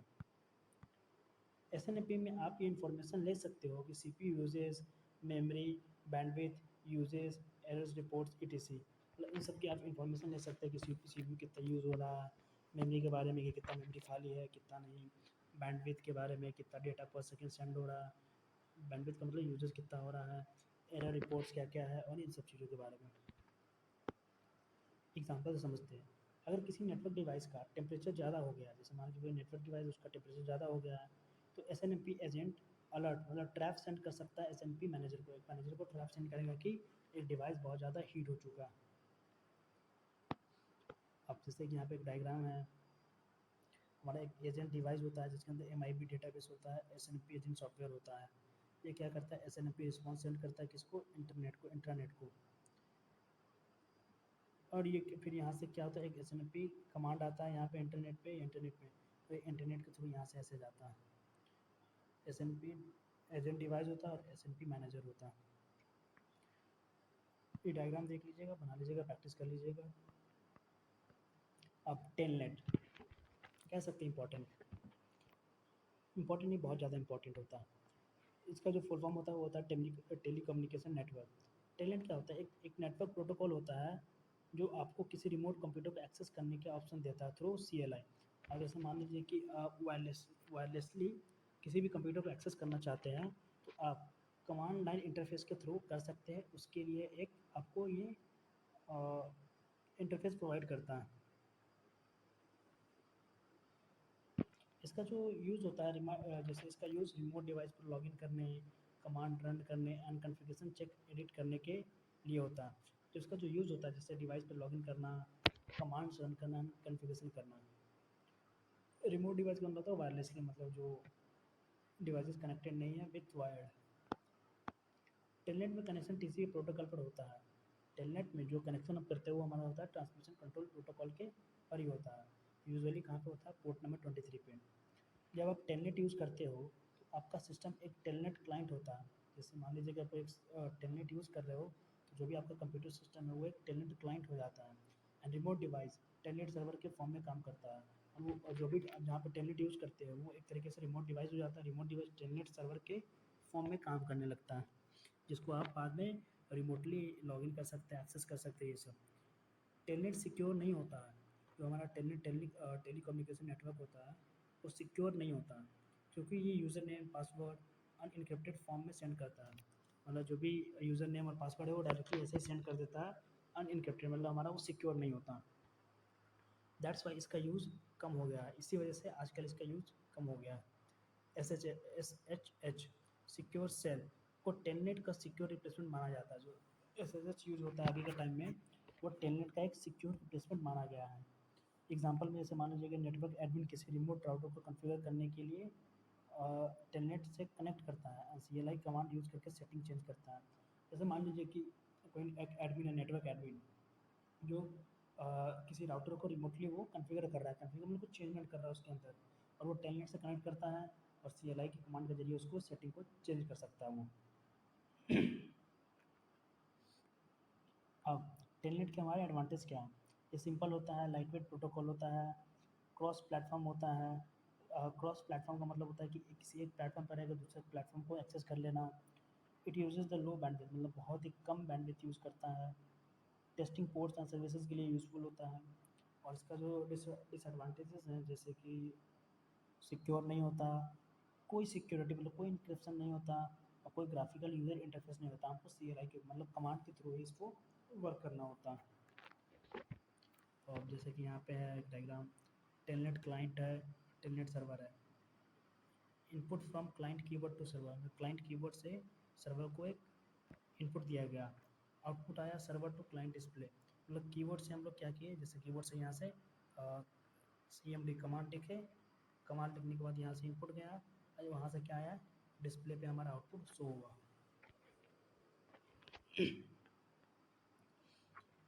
अब एक पढ़ते हैं हम लोग RSA एल्गोरिथम, रिवर्स्ड समीर हेल्डमैन एल्गोरिथम।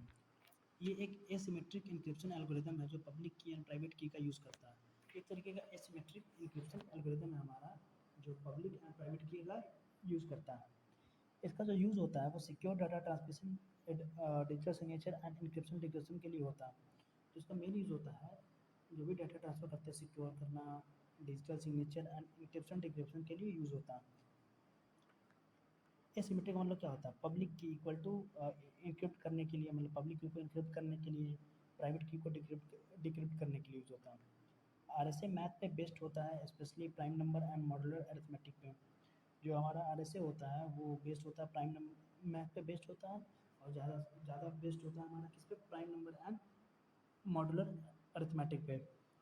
स्टेप्स क्या है आरएसए एल्गोरिथम के, की जनरेशन, दो प्राइम नंबर चूज करना पी एन क्यू, कैलकुलेट करना N equal to P into Q and phi N, फिर इक्वल टू कर देना P minus one Q minus one. Choose E such that it's coprime, मतलब E को ऐसे चुनना है जो हमारा ई को ऐसे चुनना है जो वो होगा वो को प्राइम होगा फाइव एन के साथ। फिर कैलकुलेट करेंगे डी सच डैट कि डी इंटू ई मॉड फाइव एन जो होगा हमारा वन आना चाहिए। पब्लिक की हो जाएगा हमारा E N small N, private key हो जाएगा डी एन स्मॉल एन। आर से ज़्यादा सिक्योर माना जाता है क्योंकि large prime number factorisation extremely थ्रो होती है, और जो आर एस एल्गोरिथम होता है ज़्यादातर प्राइम नंबर के साथ ही होता है।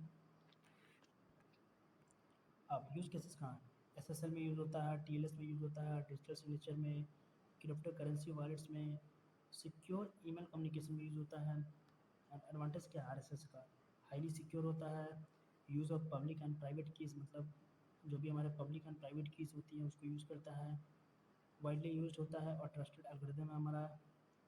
इसका डिसएडवांटेज क्या है, डिसएडवांटेज है कि स्लोअर दैन सिमेट्रिक एल्गोरिथम, जो हमारे सिमेट्रिक एल्गोरिथम होते हैं उनसे ये ज़्यादा स्लोअर है। नीड लार्ज की sizes for strong security, strong security के लिए एक लार्ज की साइजेस चाहिए, कंप्यूटेशनली इंटेंसिव होता है ये। तो यहीं पे हमारा ख़त्म होता है यूनिट 5 भी। जो टॉपिक छूटे हैं, जैसे मेरे इसमें एक टॉपिक रह गया है, ये नोट्स मैं पहले ही बना चुका था तो लिख नहीं पाया, लेकिन शाम तक सारे अपलोड, एक इसमें से छूट रहा हमारा क्रिप्टोग्राफी, क्रिप्टोग्राफी छूट रहा है, और मेरे ख्याल से इसमें कुछ छूट नहीं रहा है। यूनिट 1 से हमारा वो टोपोलॉजी वाला छूट रहा है, जिसके अंदर रिंग टोपोलॉजी आते हैं, स्टार, बस, ये सब जो टोपोलॉजी आते हैं इन सबको करना है। यूनिट 2 से भी कुछ कुछ टॉपिक छूट गए हैं, उन सबको भी कवर करना है। और बाकी छोड़ूंगा नहीं, जब तक यूआईक्यूज में आए थे मैं सारा करा दूंगा। बाकी आप लोग तैयारी करते रहिए, और एक बार में समझ में ना आए तो दोबारा देखिए, नहीं समझ में आ रहा है तो नोट से पढ़िए। हो सकता है कि मुझे समझाने में कमी हो गई होगी कुछ, तो आप इन सब चीज़ों को अच्छे से पढ़ के भी समझ सकते हैं। इसलिए मैं इस पे ज़्यादा टाइम नहीं देता हूँ, इसलिए 20 से 22 मिनट के अंदर ही एक पीरियड ख़त्म कर देता हूँ, क्योंकि मुझे पता है जो नोट्स देता हूँ आप एक बार पढ़ के सुन लेंगे या सुन के पढ़ लेंगे तो बेटर होगा आपके लिए, आप एक बार में ही तैयार कर सकते हैं। जिन लोगों का अभी तक भी प्रिपरेशन नहीं हुआ है, तो वो अगर 6 तारीख को सुबह भी उठते हैं, सुबह 6-7 बजे अगर उठ के 20-20 मिनट का है, 1 घंटे में 5 यूनिट हो गए हैं, तो देख लेता है, एक बार नोट्स पढ़ लेता है, तो इसकी गारंटी तो मैं लेता हूँ कि वो आराम से 40 to 50 स्कोर कर लेगा। और इसमें एक न्यूमेरिकल छूट रहा है, दो न्यूमेरिकल है हमारे यूनिट 2 से, यूनिट 2 से हमारा यूनिट 2 से हमारा सीआरसी कोड जनरेशन, और एक हमारा वो सबनेटिंग वाले से, जिसमें हम आईपी एड्रेस को तोड़ते हैं, वो वाला सीआरसी में। तो सीआरसी तो एक तरीके से ईजी है, जिसमें पॉलिनोमियल दिया रहता है, उसका कोएफिशिएंट निकालते हैं, फिर जो भी डेटा दिया रहता है उसको उससे डिवाइड करते हैं और एक्सओर का रूल लगाते हैं। वो सब पे एक वीडियो अलग से आएगी, तो मिलते हैं फिर नेक्स्ट वीडियो में। बाकी कंप्यूटर नेटवर्क का सारे यूनिट हो चुके हैं, अच्छे से तैयारी कीजिए, और जो जो छूटा है, जो जो रह गया है, वो सब जल्दी अपलोड हो जाएगा। तो फिर मिलते हैं नेक्स्ट वीडियो में। डू सब्सक्राइब एंड टेलीग्राम पे भी जाके आप लोग जुड़ जाइए, वेबसाइट पे भी आप जाइए, विजिट कीजिए, चेक कीजिए, एंड अगर आपको कोई भी कमी लगती है देन यू कैन कमेंट अस कि हाँ ये प्रॉब्लम्स है, तो नेक्स्ट टाइम से मैं उसको इम्प्रूव करने की कोशिश करूँगा। Thank you so much.